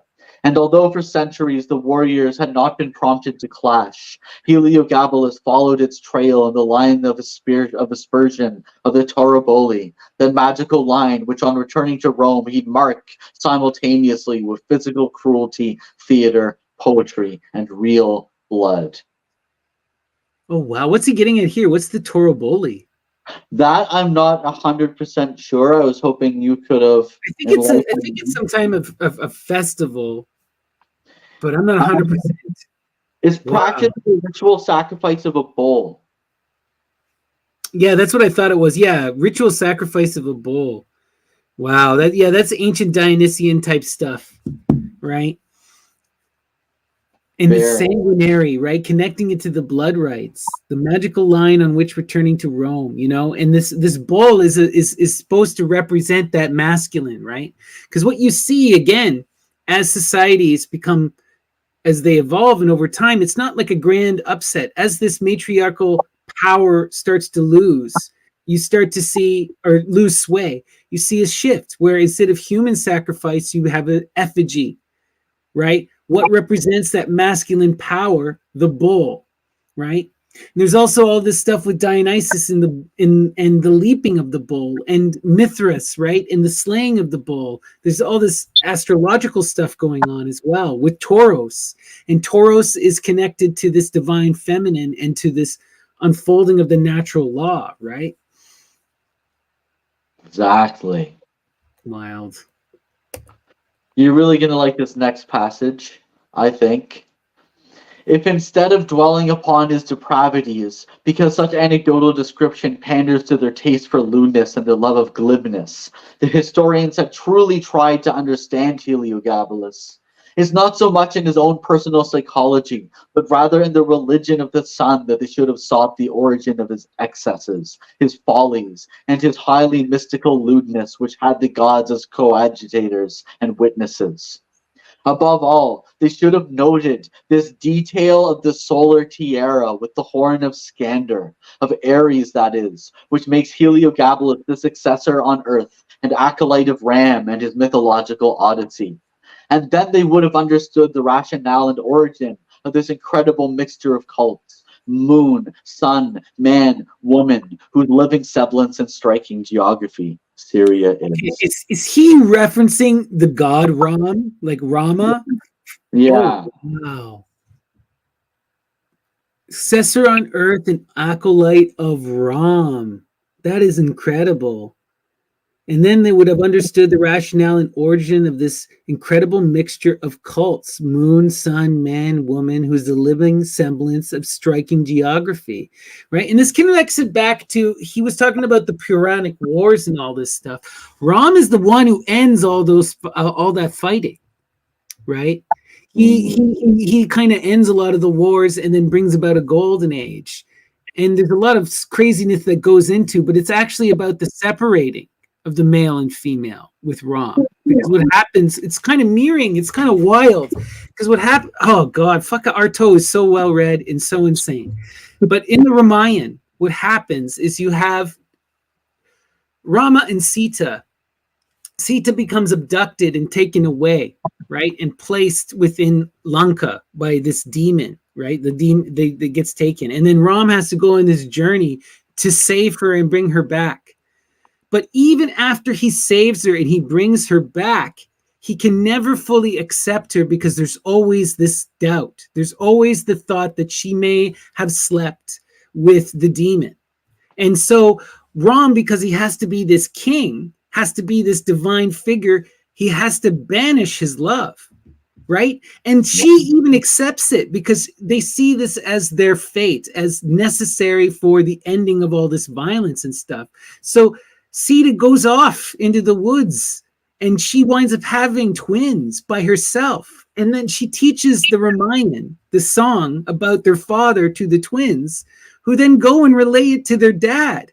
And only then does he bring her back. But even still, he tells her, I can't accept you as my wife because you haven't been able to prove yourself in purity. She walks through the fire, isn't consumed by the fire, and they're like, well, people will still doubt. And so in the end, she cries and returns to the earth.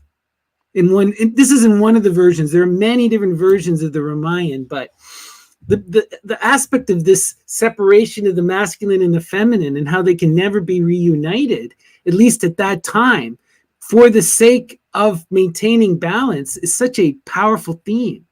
And now we're seeing this inverted in the image of Heliogabalus. Wild. Amazing. I didn't know much about Ram, so thank you for Interesting. filling me in on that. The life of Heliogabalus seems to me a typical example of this sort of dissociation of principles. And the life-size statue taken to the utmost extreme of religious mania, aberration, and lucid lunacy, the image of all the human contradictions and of the contradiction within principle. That's what I wanted to depict of him, as we shall see in the next chapter. Yeah, he's a true zealot, a true believer, someone who was really brought up in this mystical life, right? Like you said, he was identified, he became a priest at 5 years old, and he self-called himself Heliogabalus. He named himself after their highest god, right? Like there's being born in the purple, and then there's this man, born in the seed of God. Like, whoa. So this last chapter is Anarchy. There's a little weird mark of ink on my copy, but that's okay. It gives it some character, I think. Of course. In 217 at Emesa, Heliogabalus isn't yet 14, but has already reached that state of perfect beauty which all the statues of him show us. His flesh is plump as a woman's, his features waxen smooth, eyes verging on burnt gold. One sense, so I'm not going to read all of this. The point is that his appearance is very masculine but feminine at the same time. He's androgynous. Yeah. He's being depicted as androgynous, and we see this in a lot of statues. That's all that Artaud is saying here, to summarize it. Amazing. So let's keep going. Every day, Heliogabalus climbs up to the temple. He puts on the solar tiara surmounted by a ram's horn. He appears borne down by amulets, gleaming gemstones, precious enamels, all this ablaze like a brazier. It is beautiful, its beauty fit to baffle barbarous hearts who have never seen a king on fire, a statue of human flesh that shoots forth flame without being consumed. Wow, he glows with gold and is brilliant like the sun. Amazing. These next few pages are pretty wild. We may have to stop a lot because he breaks down the etymology, the different names within the name. I love it. And in these rituals, there's his name, Al-Gabal, and the whole series of countless written variants of his name, which correspond to graduated pronunciations, to gushing gouts, to fan-shaped forms, to the black, white, yellow, and red features of the celestial character of God. And these features in their turn correspond to the colors and species of stars, ranged by groups in the zodiac of Ram. That's what I knew it. He was gonna. That's what this was getting at. Wow, beautiful. Heliogabalus. Interesting. And all these divergent states, all these stealthy shapes, all these names in their turn flash forth in cascades within the contracted name of Heliogabalus, Heliogabalus, Al-Gabal. 30 nations have trampled on, have dreamed about the richness of this name, whose pronunciation awakens in every direction as a compass does the images of 30 powers. Gannis, his tutor, who moves in the shadow of gemstones and enamels, has taught him the meaning of the rituals, the eruptive forces of the names. So Gannis, again, is his tutor, and Gannis was actually a Gala. He undergoes the ritual castration. Wow. And he is a keeper of a lot of these rites, and he teaches a lot of these rites to Heliogabalus. Amazing. As for names, it isn't said from the top of the head. It's begun in the lungs and rises up into the head. But the command coming from the head is a name only in the lungs, and that takes shape with Gabal, plastic informative thing, words that takes and gives form. Oh, wow. Word that takes and gives form. It's like a primordial authority, right? Wow. And in El-Gabal, there is Gabal, which forms the name. But in Gabal, there is Gibil, an ancient Akkadian dialect. Gibil, the fire which destroys and deforms, but prepares the rebirth of the red phoenix born of fire, and that is the emblem of woman because of the fire-red menstrues. This is that red goddess imagery. This is that Promethean imagery. Wow. So powerful. Incredible. Just keeps getting wilder. And in Heliogabalus, there is El, that's to say God, and it's written with or without H, but mingled with Gabal equals Heliogabalus, and the earth of Elam close to Bactria is God's earth. Wow. But in Gebal, there was also Baal, or Bel, or Belgi, Chaldean god, god of fire, pronounced, written, and spelled backwards equals Gibil, Kibil, fire in ancient Aramaic. Always back to that fire, right? Always back to the fire. And further, Gebal, which means mountain in Aramaic Chaldean dialect. But above all, there's Bel, supreme god, reductive god, through whom everything is returned to the first principle unitary god, eliminator. Wow. So we're getting that fire, we're getting the mountain. This is that feminine sun god. This is Medea. Love it.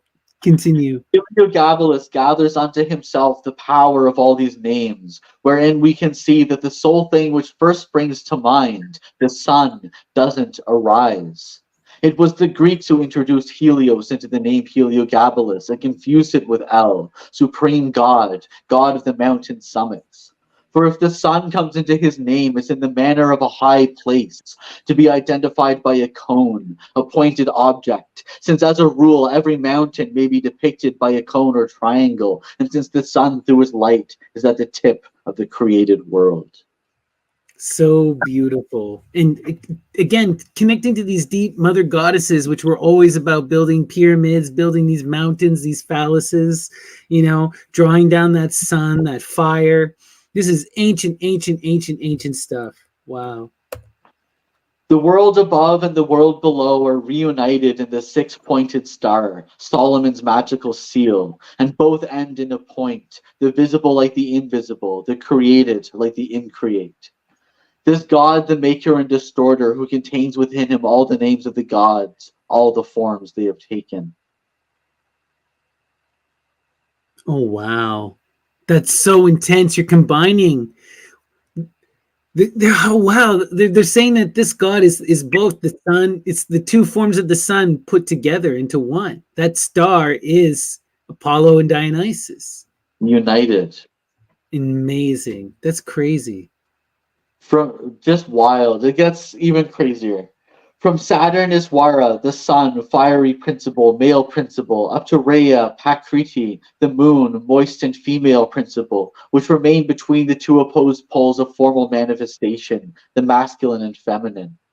Oh, wow. Now we're getting into that deep Saturnian Titan stuff. Saturn and Rhea, the originals. Love it. Oh, man. If Saturn be the sun, as Apollo is the sun, we needn't find that surprising when we know that God who descends changes his form and powers along with the forms of his action. And we know that Ra, the sun, for the Egyptians is a sparrowhawk, but that he's also an ox or a man, with the ox preceding the man according to the custom of the time. But this Ra becomes Bel Shamash in Chaldea, and he is the judge who decides the customs of the Chaldees.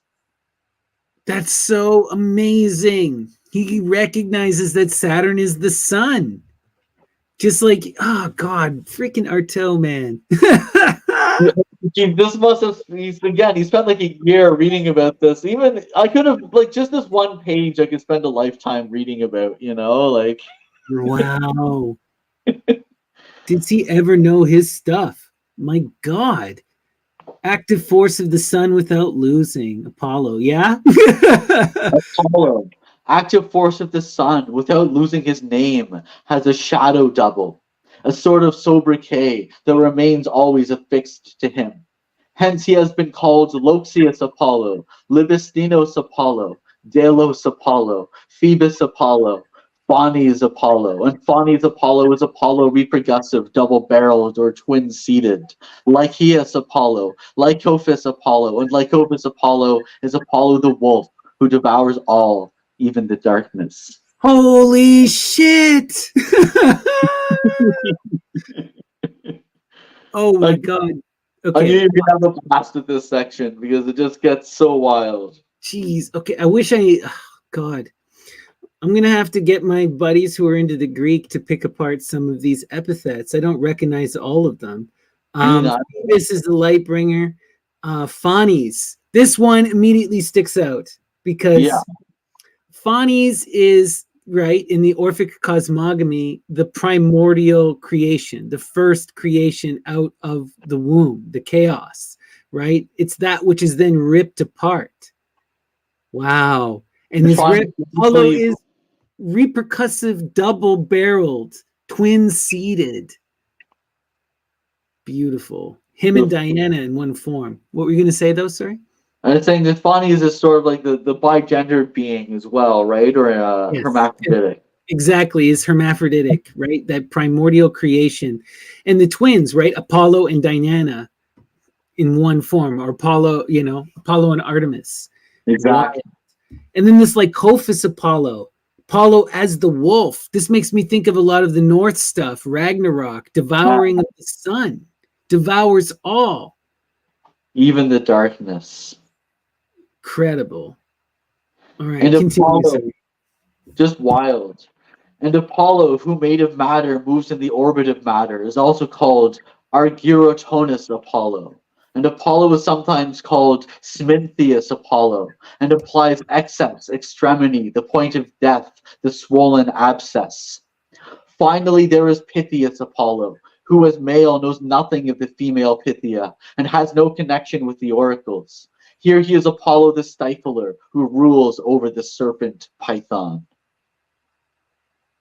Wow, right? The slayer of the python. He rules over her. Wow. And friend Gandhi pointed out and made me reminded me, Lycophus Apollo, this is the wolf mother, right? The wolf mother who gives birth to the children of Rome from that divine Helios lineage again. Wow. That's wild. I hadn't thought of that. The dark humor of chaos flings up mists which slither around the earth, forming the figure of a dragon. And sorry, amazing. Okay. I know, right? Of course he evokes the dragon. And Apollo, the fiery principal, leaps up with one bound and reaches the spears, whence his shafts flash through the rings of the serpent Python. Heliogabalus derives from these lofty notions and from these names which belong to him the awareness and arrogance of a king. Yet from them his child's organism derives the confusion and anxiety which will not cease. Yeah, can you imagine the anxiety that would come from being a living god and being emperor of Rome? Right? Wow. Whether real or imagined is beyond the point. Yeah, exactly. So much stress. Jeez. That did not prevent his ritual identification, his effort at identification with God. It did not, during his all-out attack upon Roman polytheistic anarchy, prevent his behaving like the true priest of a unified cult, like the personification of a single God, the Sun. Heliogabalus is man and woman. And the sun religion is the religion of the man who can do nothing without the woman, his double wherein he is reflected. The religion of the one which cuts itself into two in order to act, to be. The religion of the initial separation of the one and two reunited in the first hermaphrodite, who is him the man and her the woman at the same time, reunited in one. This is so beautiful. This is the Orphic cosmogony. This is the Shaivite cosmogony, right? The divine Adranahari Ishvara, Fanis. So much. Incredible. Wow. Tying it all together with the divine hermaphrodite image, the doubling image. Exactly. Because Artaud, it's always about the double. Yep. From the one to the many and back again. And Heliogabalus is the dual struggle. First, of the one who is divisible while remaining one, of the man who becomes woman and remains man in perpetuity. Second, of the sun king, the male aspect of whom can ill accept becoming a human king, who spits upon that manhood and ends up casting it into the sewer. Oh, wow. And the sewer is an important imagery when we connect to the death of Heliogabalus. It's also interesting too because this is a rejection of that. You got to remember, in the story, the hymn of the Mother of Gods, when Attis castrates himself, it is a rejection of all material and a absolute fixation upon the one goddess, the mother, and a desire to embody her. Right. This is what he's doing. He's actively it's great that Artaud puts it in this monotheist perspective, because that's what he's doing, you know? Wow. Just wild. It really reminds me of Akhenaten from the Egyptian. Are you familiar with Akhenaten? No. Akhenaten is another one of these characters who became a sun king, who then tried to create a monotheism. And if you look at his statues, he's very much an androgynous being, and he tries to unite everything as the single king on earth. And then, similar to Heliogabalus, there's a revolt against him after he dies, and they try to strike him from history. Of course, they didn't do a good enough job, but my gosh, the parallels are so freaking striking. It's shocking. Heliogabalus absorbs his God. He eats his God as the Christian eats his, and he separates the principles inside his organism. He displays these warring principles within the double cavities of his flesh. But far more than the hermaphrodite is apparent in the Thebius image, this fascinating and dual nature descended from Venus incarnate, and in its prodigious sexual aberration itself, the image of the most rigorous mental logic, and that is the idea of anarchy. Venus incarnate is the idea of anarchy. Wow. That's intense. Heliogabalus was a born anarchist, and one who ill bore with kingship, and all his acts as king were acts of the born anarchist, the public enemy of order, who is an enemy to public order. But he first practiced his anarchy on himself and against himself. And as for the anarchy he brought to the government of Rome, he might be said to have practiced what he preached and to have paid the required rate for it. Oh, wow. What did he preach? Let's take a look. When a Gallus cuts off his member and was tossed a woman's garment, I perceive in this ritual the desire to have done with a certain contradiction, reuniting man and woman at a stroke, combining and merging them into one, in and through the male being the initiator. According to the historians, Heliogabalus also came within an inch of having his member cut off. If that were so, it would have been a grave error on Heliogabalus's part. And I think the historians of the day, who understood nothing of poetry and still less of metaphysics, must have mistaken the false for the true, a ritual simulation of the act for the actual deed. So he didn't physically castrate himself, but he went through some ceremonial rites to embody that castration. Julian says this as much as well, where like some people go through the physical castration as a galley or a galloi or gallus, but like not everyone does. But there are alternative mystery rites where you can still go through this effeminization. Exactly. And I also just want to point out, like, he is identifying anarchy with this feminism and with the Venus and in part of Elagabalus. But it's important we understand Artaud loves anarchy. Right? Yeah. This is not a negative view of anarchy in any sense, right? There's a line in Heliogabalus where he says, "Do not be confused. This debauchery, this anarchy pleases me." Amazing. Yeah. There we go. Let's continue. Artaud is a Heliogabalus supporter. Let men gone astray here and there, priests unimportant galli, subject themselves to a gesture which finishes them off. Certainly in that gesture there's something which intensifies the ritual's value, but Elagabalus, the sun on earth, cannot lose the solar symbol. He mustn't function only in the abstract. He needs his testes because he is the divine sun. Right? He can't be abstracted. He can't. No. That's funny. Oh, yeah. I thought that was an interesting point. I see it. Yeah, it makes sense. The entire life of Heliogabalus is anarchy in action, since Elagabalus, the unitary god which brings together again man and woman, the hostile poles, the one and the two, is the end of contradictions, the elimination of war and anarchy, but by way of war. And that's also on this earth of contradiction and disorder, the putting into action of anarchy. And anarchy at the point to which Heliogabalus just pushes it is poetry realized. I love that. And anarchy at the point to which Heliogabalus pushes it is poetry realized. Wild. Now he gets into poetry and anarchy for a couple passages, and it's pretty intense. There is in all poetry an essential contradiction. Poetry is pulverized multiplicity and it produces flames. And poetry, which restores order, first revives disorder, disorder with semblances ablaze, and causes appearances to clash in restoring them to one singular point: fire, gesture, blood, cry. That is the most Bacchic thing I've ever heard. Fire, gesture, blood, cry. There you go. That's you could just have that as the book, and that's all. Yeah. To restore poetry and order to a world whose very existence is a threat to order is to bring back war and the permanence of war. It is to bring in a state of enforced cruelty, to arouse a nameless anarchy, anarchy of things and appearances which awaken before sinking anew and melting into unity.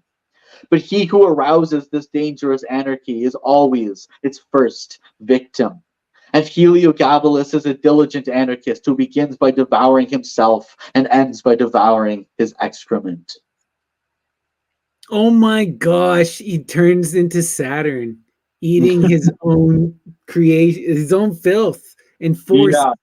forced into this, right? Because it's also about the this is a powerful image though, because do you remember when I was doing the sortes during the tarot reading and I got that Artaud passage and he says that he's going to reject all women and marry and eat his shit, his caca. He is thinking of this exact thing. You know, he's talking about this whole thing about going through this rebirth and transformation, this magical act, right? Oh wow.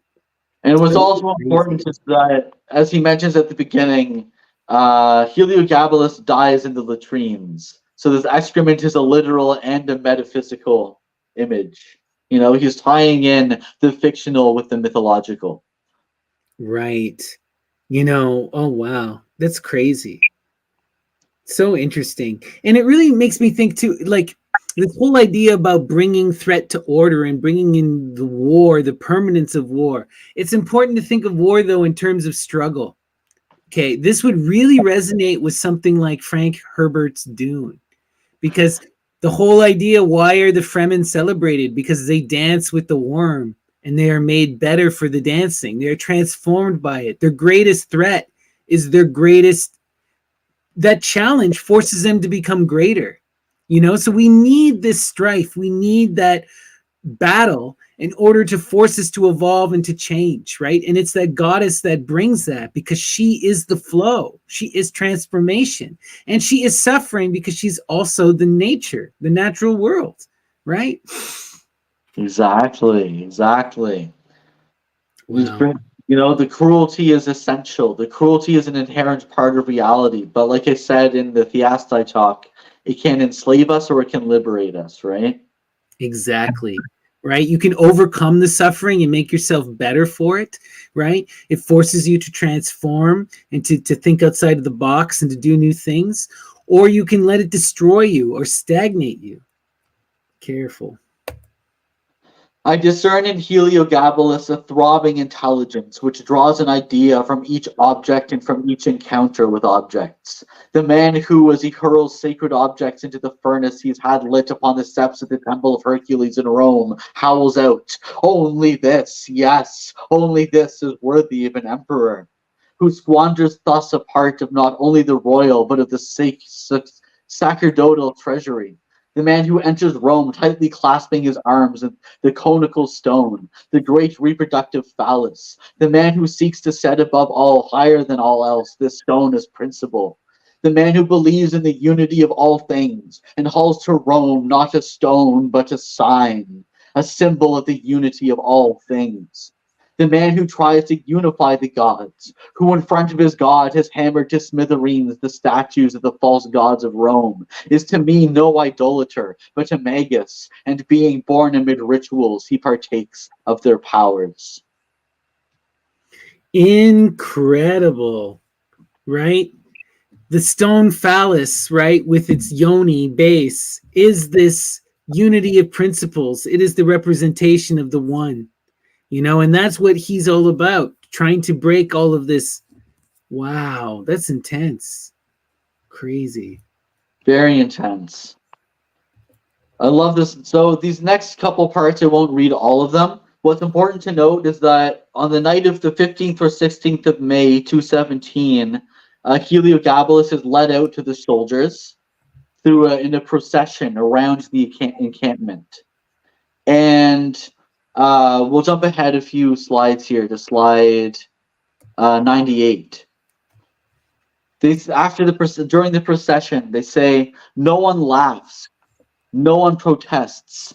I have a different numbering system because sorry. The next one. Okay.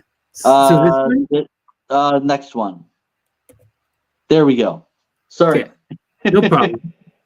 No one laughs. No one protests. This is theater well performed, splendidly rehearsed.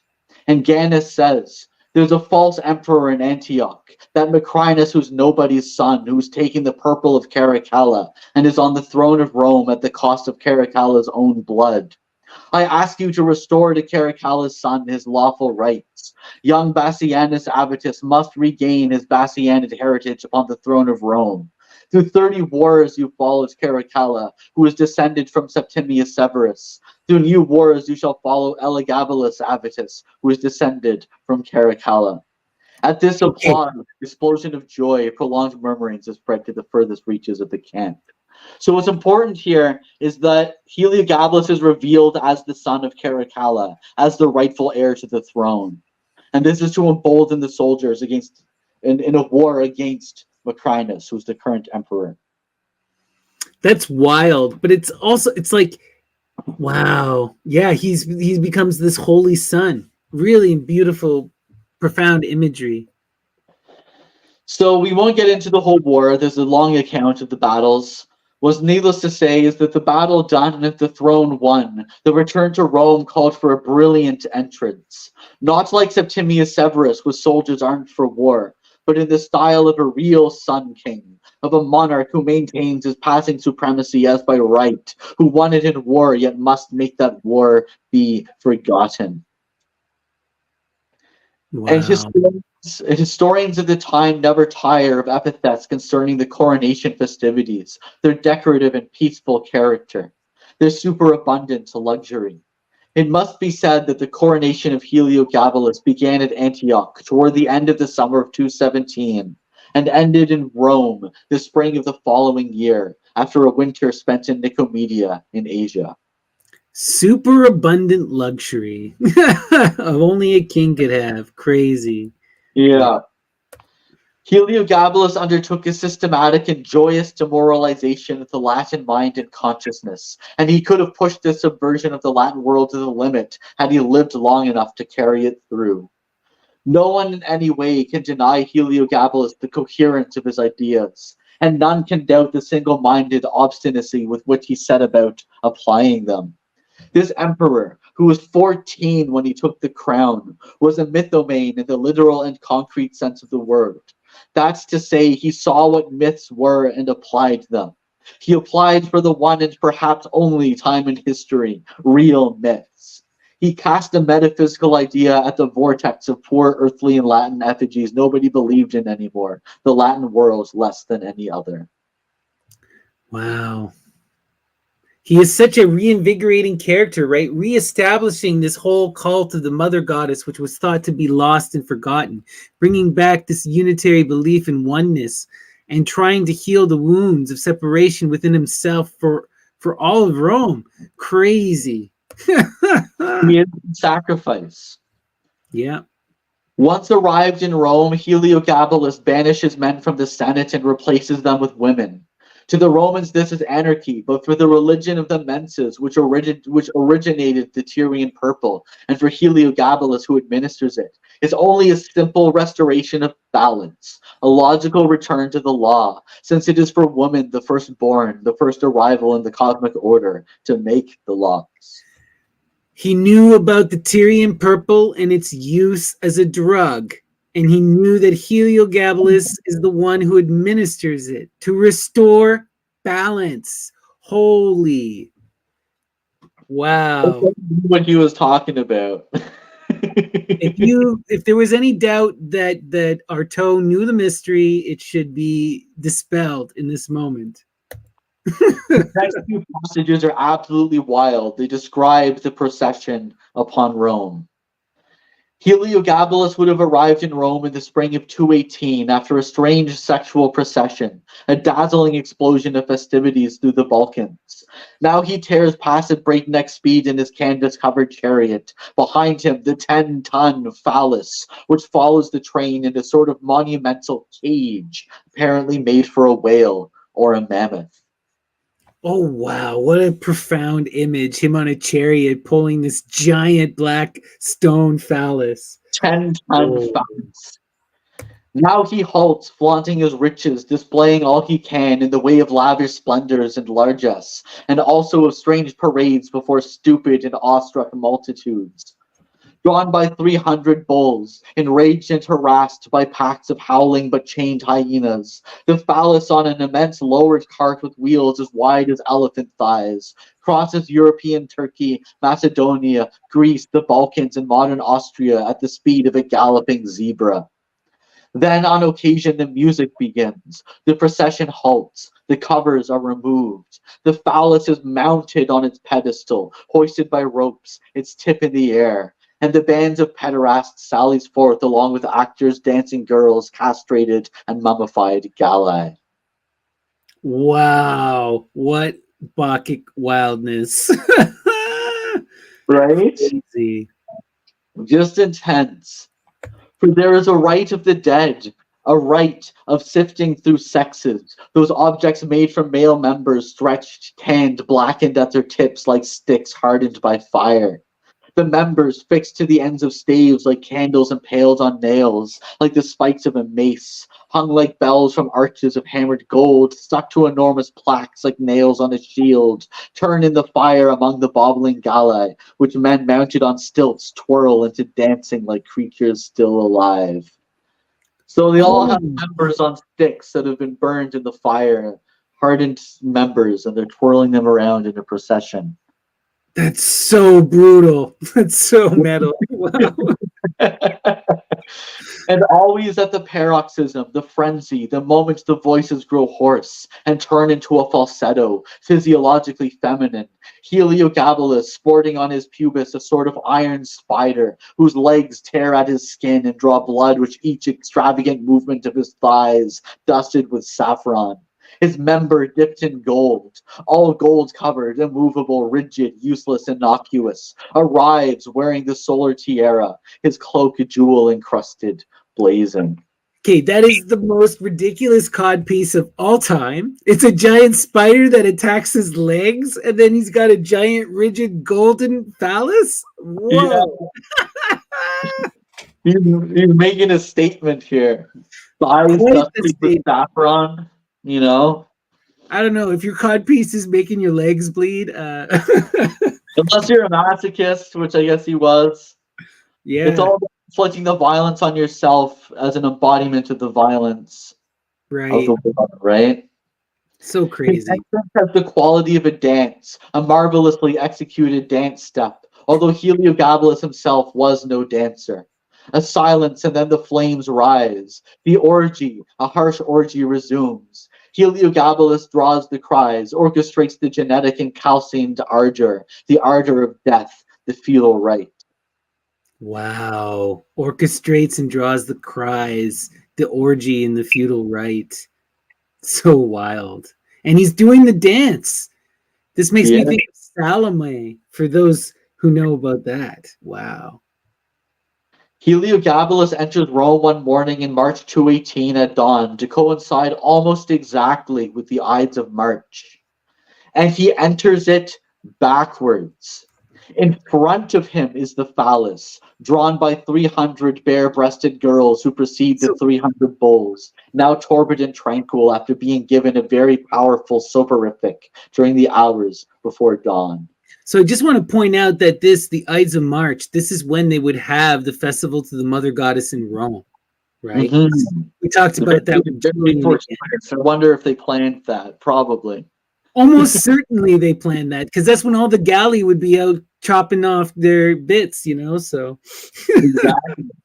And what's important is that the phallus enters first, this symbol of the unity of the sexes. The symbol is greater than Heliogabalus, is what he's saying. Even though he's the emperor, the phallus, the symbol, this divine symbol is what's important. Beautiful. I love that. Heliogabalus as an emperor behaves like a hooligan and an irreverent libertarian. At the first somewhat solemn assembly, he bluntly asks the great men of the state, the nobles, the senators in attendance, the legislators of every rank, whether they too have known pederasty in their youth, whether they've practiced sodomy, vampirism, been succubi, or fornicated with animals, and according to Lampridius, questions them thus in the crudest of turns. Oh, wow. He just comes out and asks, hey, are you guys, what are you doing? Molested as a child? Have you had sex with animals? Are you drinking human blood? Right? Are so hard to say if that actually happened or not, but this is the mythology of the character that we're being presented. Just wild. Better still, he simulates in public and with gestures the act of fornication, going as far, says Lampridius, as to represent obscenities with his fingers, accustomed as he was to lampooning all decency in the assemblies and in the presence of the people. Can we pause for a second? Because yeah, this really makes me think of a lot of sadhus, a lot of these Indian mystics we see, who will engage in this act of taboo, where they try to offend people and they'll scream at people or they'll do lewd acts in public, like take out their privates and wave them around at people and stuff like this. This is a whole thing in the left-hand path. But yeah, keep going. Sure. That's good to know. I did not know that, so that's really interesting. Thank you. There's more to this than childishness, of course. It's the desire to demonstrate his individuality with violence, also his taste for the basics, nature as it truly is. Love it. His insurrection is systematic and sagacious, and he directs it first at himself. Whenever Heliogabalus dresses as a prostitute and sells himself for 40 pence at the doors of Christian churches, at the temples of Roman gods, he's not only seeking the satisfaction of a vice, but humiliating the Roman monarch. Beautiful. When he appoints, so it's an inversion. It's the bringing down, the Saturnian bringing low and castration of it, but embodying himself as the Saturnian figure. It's so wild and so incredible, right? Amazing. And it just, these acts of prostitution too, right? It's about giving yourself over to the stranger. And the stranger would be seen as a divine being. The gods often appear in the guise of a stranger. And allowing someone to do this and to possess and take you, it's kind of like the ultimate surrendering. It's a wild, creepy thing, but this is what these guys were doing, Yeah, this is their mindset. When he appoints a dancer to head his Praetorian Guard, he's thereby establishing a sort of incontestable yet dangerous anarchy. He exposes to ridicule the cowardice of the monarchs, his predecessors, the Antonines and the Marcus Aureliuses, and finds that a dancer is perfectly fit to command a bunch of policemen. He calls weakness strength and theater reality. He's overturning the received order, ideas, the everyday notions of things. He is a meticulous and dangerous anarchy since he reveals himself to all eyes. To tell the truth, he's risking his own skin, and that's a courageous anarchist. Beautiful. Wow. He continues his enterprise of the debasement of standards, of monstrous moral disorganization, and choosing his ministers by the enormousness of their members. No, that's a way to pick your close advisors. I know, right? It didn't prevent his taking personal advantage of this disorder, this shameless slackening of morals, nor of making a habit of obscenity. And into broad daylight, like a maniac and a man obsessed, he brought what is normally kept hidden. That's important, right? He was an exposer. He was about revealing all of the debauchery and wildness that was at the heart of all this stuff. Taking the rights and dragging them out into the light. Right. And for that he is punished, as we will see. Wow. Never mind that the phallus, the black stone, bears within its interior a sort of female sex that the gods themselves have incised. Heliogabalus thereby wishes, through this represented coupling, to indicate that the member is active and functions, and it matters little that it's in effigy and in the abstract. So again, the spirit in the stone, it is alive, it is divinity. Right. There's a strange rhythm to the cruelty of Heliogabalus. This initiate does everything with art and everything is doubled. I mean that he does everything on two levels. Each of his gestures is double-edged. Order, disorder, unity, anarchy, poetry, dissonance, rhythm, discordance, grandeur, childishness, generosity, cruelty. From the top of the newly erected towers of his temple to the Pythian god, he scatters corn and male members. That is wild. And the scattering of corn, okay, this is intense. That's huge for the goddess stuff. You know, you always have to scatter corn for a lot of these goddesses. Caradwen, Demeter, the Quarry. Wow. And now you're also scattering male members. Okay. Yeah, to show the From the midline. erected tower, which is a giant phallus, by the way. You I know? know, eh? He feeds a castrated people. There are certainly no theorbos, no tubas, no orchestras of kitharas accompanying the castrations he decrees, but which he decrees each time like so many personal castrations, and as if it were Elagabalus himself being castrated. Sacks of male sexes are cast from the tops of the towers with the cruelest abundance on the day of the festival of the Pythian god. Wow. He gives the people everything that is important to them. Bread and games. So it would have been, someone is asking, it would have been wheat corn. Okay, wheat corn would have been what it is because it's supposed to be cereal grains, bread and grains. Sorry for the confusion, guys. All right, we'll continue now. Sorry. Cool. Good to know. So yeah, bread and games. So he is entertaining the people while at the same time deconstructing everything they stand for ritually. Everyone Heliogabalus sends to the galleys, castrates, or orders to be flogged. He takes from among the aristocrats, the nobles, the pederasts of his personal court, the parasites of the palace. So he's rooting out people taking advantage of other people, and he's castrating them or flogging them or sending them to the galleys. Amazing. A Wow. restoring of order. I see a dangerous monomania, both for others and for him who surrenders it, in the fact of changing one's robe every day, and of placing upon each robe a jewel never the same, which corresponds to the star signs. There is in this much more than a taste for expensive luxury, a propensity for pointless waste. There's evidence of an immense, insatiable fever of the mind, of a soul athirst for emotions, upheavals, displacements, and which has the taste for metamorphoses, whatever the price to be paid for them, and the risk thus incurred. All about that transformation, right? Metamorphosis, laid out plain. Wow. So now we come to the end. I'm not going to read all of these next few passages, but I will summarize them. We'll start with this. His death was the coronation of his life.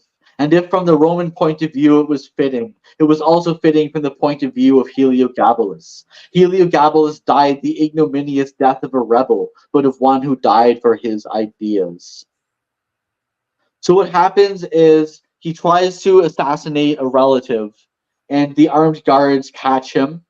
They chase him and his mother, who perceives all the conflict, and it's like, run, run, and they're fleeing together. They hide in the latrines, in the bathrooms, and they hide themselves in where they shit. But the soldiers see them. The troops, on the next slide, the troops who have seen him catch up with him, and already his praetorians grab hold of his hair. It turns into a scene from the meat stall, a disgusting butchery, an ancient tableau of the slaughterhouse. Excrement mingles with blood, splashes up with the blood on the swords that forage in the flesh of Heliogabalus and his mother. Then Wow. Then the carcasses are pulled out, carted off by torchlight, dragged through the town before the terrified populace, in front of the houses of the patricians, who open their windows to applaud, because he's been killing all of them. Right. It's so crazy. So he goes and throws himself in the shitter only to get caught, dragged out, and stabbed. And they stab him multiple times. An immense crowd surges towards the Tiber's quays in the wake of these lamentable lumps of flesh already drained of blood yet besmeared. To the sewer now howls the populace that has profited from the largesse of Heliogabalus, but has digested it all too well. To the sewer both corpses, the corpse of Heliogabalus to the sewer. Sated with blood and the obscene sight of these two bodies, stripped naked, ravaged, and exposing all their organs, even the most private, the mob tries to stuff the body of Heliogabalus into the first available sewer hole. But slender though it be, it's still too wide. Best think again. Oh my God. I just picture this image of them trying to stuff a dead body, covered in feces and blood, into a sewer hole. Oh my gosh. But it doesn't work, and as we'll see, when they reached the sewer, since his shoulders were too broad, they tried to trim him to fit. Thus they removed the skin, laying bare the skeleton, which was to be left intact. Next slide, and they might then have added two epithets, the trimmed and the polished. But after whittling... I know, after right? whittling. It's so grim. The trimmed and the polished. But after whittling, he was evidently still too wide, and they tipped his body into the Tiber, which tugged it out to sea. Close in its backwash followed the corpse of Julia Soemia.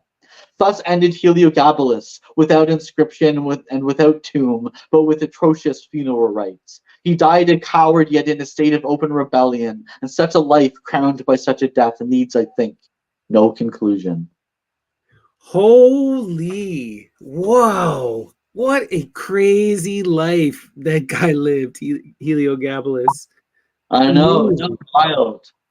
Just wild.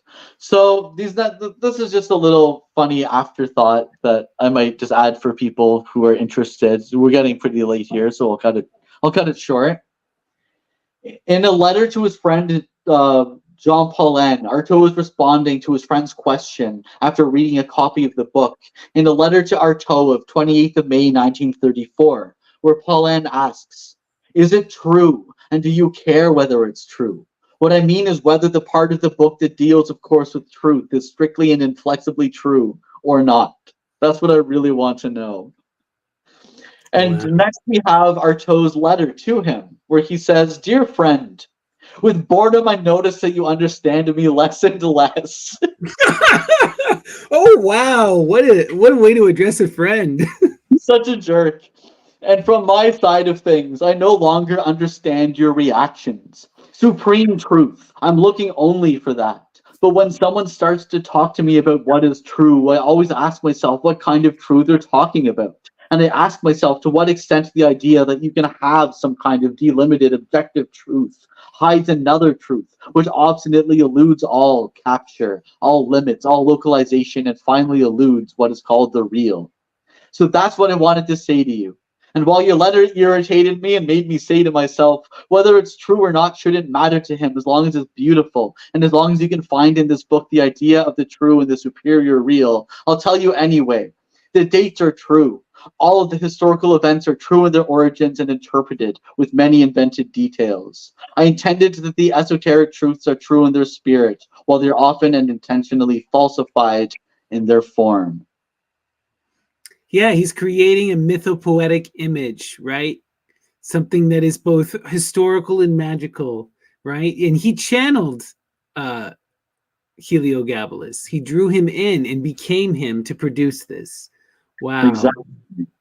And again, it's not about the truth. It's about the message, right? Like, you're never going to know what truly happened to Heliogabalus, right? All of the stories are made up, whether it's from Cassius Dio or whether it's from Artaud, right? The question is, what is the truth of this this image? What are we trying to learn here? And Artaud is actually trying to embody that figure. Beautiful. So Exactly. He then says, form is really nothing. The imagining is excessive and exaggerated with desperate affirmations. But then an atmosphere of panic-strickenness and it establishes itself in the book. The rational loses its footing, while the mind advances forward, armed to the teeth.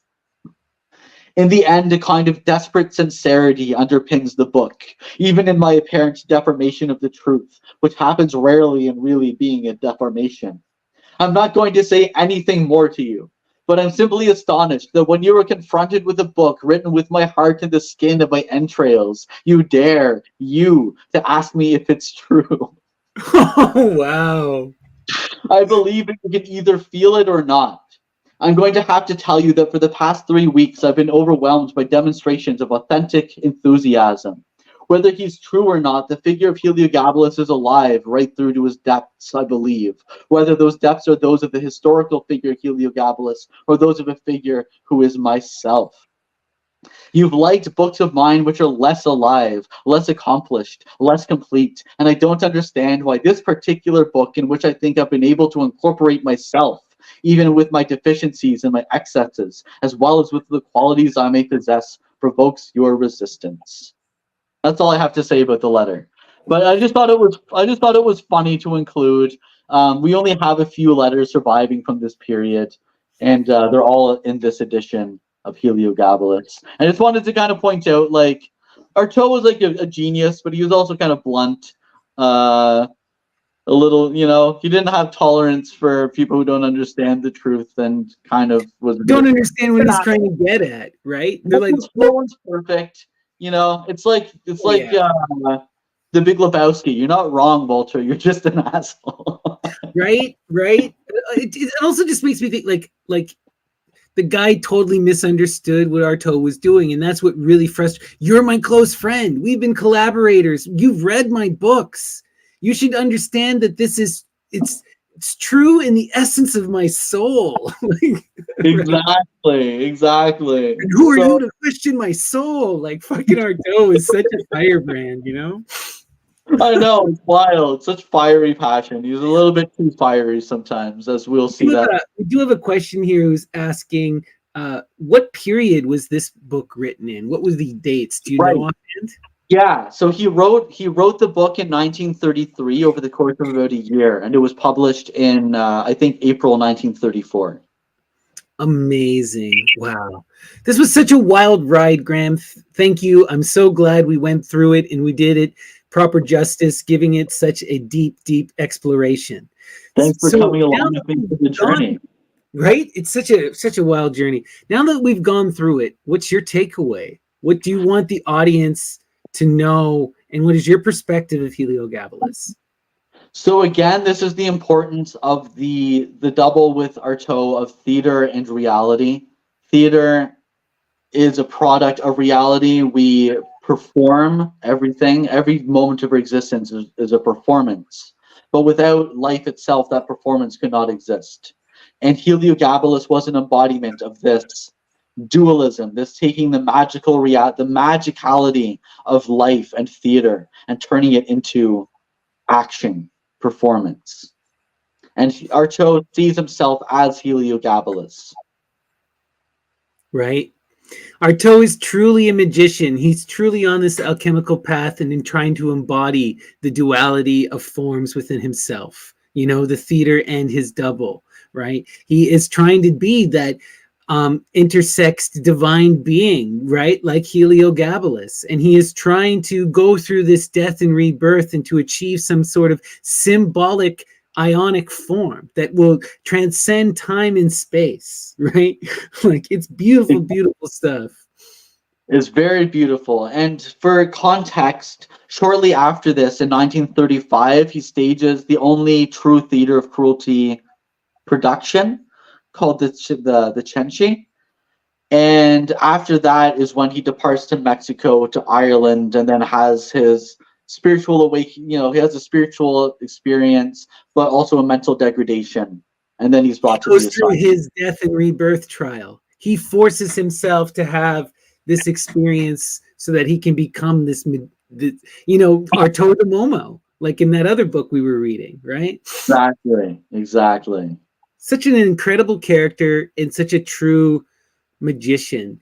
And I also I want people to recognize this kind of incredible magical performance art that we witnessed here. That's both history, that is both performance, and literature, and philosophy.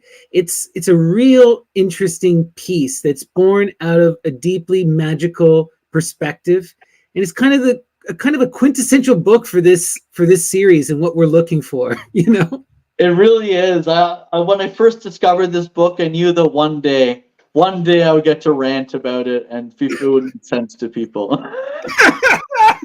I love that. All right. Well, this was so much fun. So we were discussing, and next week when we return back for Searching for Dragons, we're going to get into Emperor Julian's Hymn to Helios, which will be a great companion piece. We're going to double end Heliogabalus with Julian so that you really get this kind of experience of the pagan and Platonic ideas that are really important to these characters. And then we're going to come back after that with some more Artaud. You're looking at, what is it called, drawings or? Drawings and portraits. And what's this book about? So this book was written, it's co-authored by Artaud's close, dearest friend and later in his life, Paula Thevenet, who's credited with compiling all of his known manuscripts into like more than 40 volumes for Gallimard, and before her death. And it's because he explained a lot of his processes and his theories of drawing to her, this is the closest we'll get to hearing from Artaud what he was doing with his drawings while he was creating them. We'll also showcase some of these drawings. They're absolutely mind-blowing, defies any form of genre categorization. And then we'll briefly get into an essay at the end by Jacques Derrida, which is about the subjectile, which is a word that Artaud uses only 3 times to describe his drawings. And it's an extrapolation and analysis of what that means to Artaud. Wow, we're going to be going deep. This is amazing. Exploring the mind of Artaud from one of his closest collaborators, and then through the mind of Jacques Derrida. Wow, this is going to be wild. I'm looking forward to that. If I recall, Derrida briefly met Artaud. I'm trying to remember their timelines. Jacques Derrida, 1930. So yeah, I don't think he would have known him, but he wrote extensively on Artaud. He gave a lot of lectures, and he was fascinating essay. Amazing. That's going to be wonderful. So as we wind down here, Graham, is there anything you want to promote for our audience before we say goodbye? Just 2 little things. One, my Theastai collection, which we talked about on Thursday. That'll be coming out mid to late July. So and you have a special right now for people who are in the Myth and Lore Discord, right? 20% off. Yeah, if you use the code DRAGON at checkout on my website, no matter what you order, 20% off your entire order. Right, and this new book is only $5, correct?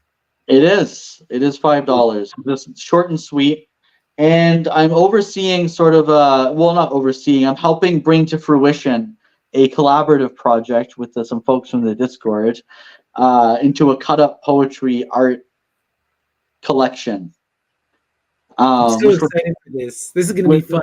I'm calling it Murder the Subjectile, which will tie in. It will make more sense once we explore the drawings and portraits of Antonin Artaud. So much fun. I'm so looking forward to this. So make sure you go to Graham's website below. You can find it in his link tree. Look at thingsinmychest.com publishing. You'll see his new work, Theastai, as well as his graphic novel, zine, handmade zine that he's going to be selling. Please support Graham. And tune in next week when we'll be back with more Searching for Dragons, talking about the Hymn to Helios by Emperor Julian, the philosopher, the apostate. Any last words for the audience tonight before we say goodnight? Life is a performance, and perform your best. Imagine yourself into the future. Who do you want to be? What do you want to do? Be it, embody it, go out and perform. All right, everyone. Peace and love. Take care until next time. Searching for dragons. Thank you all.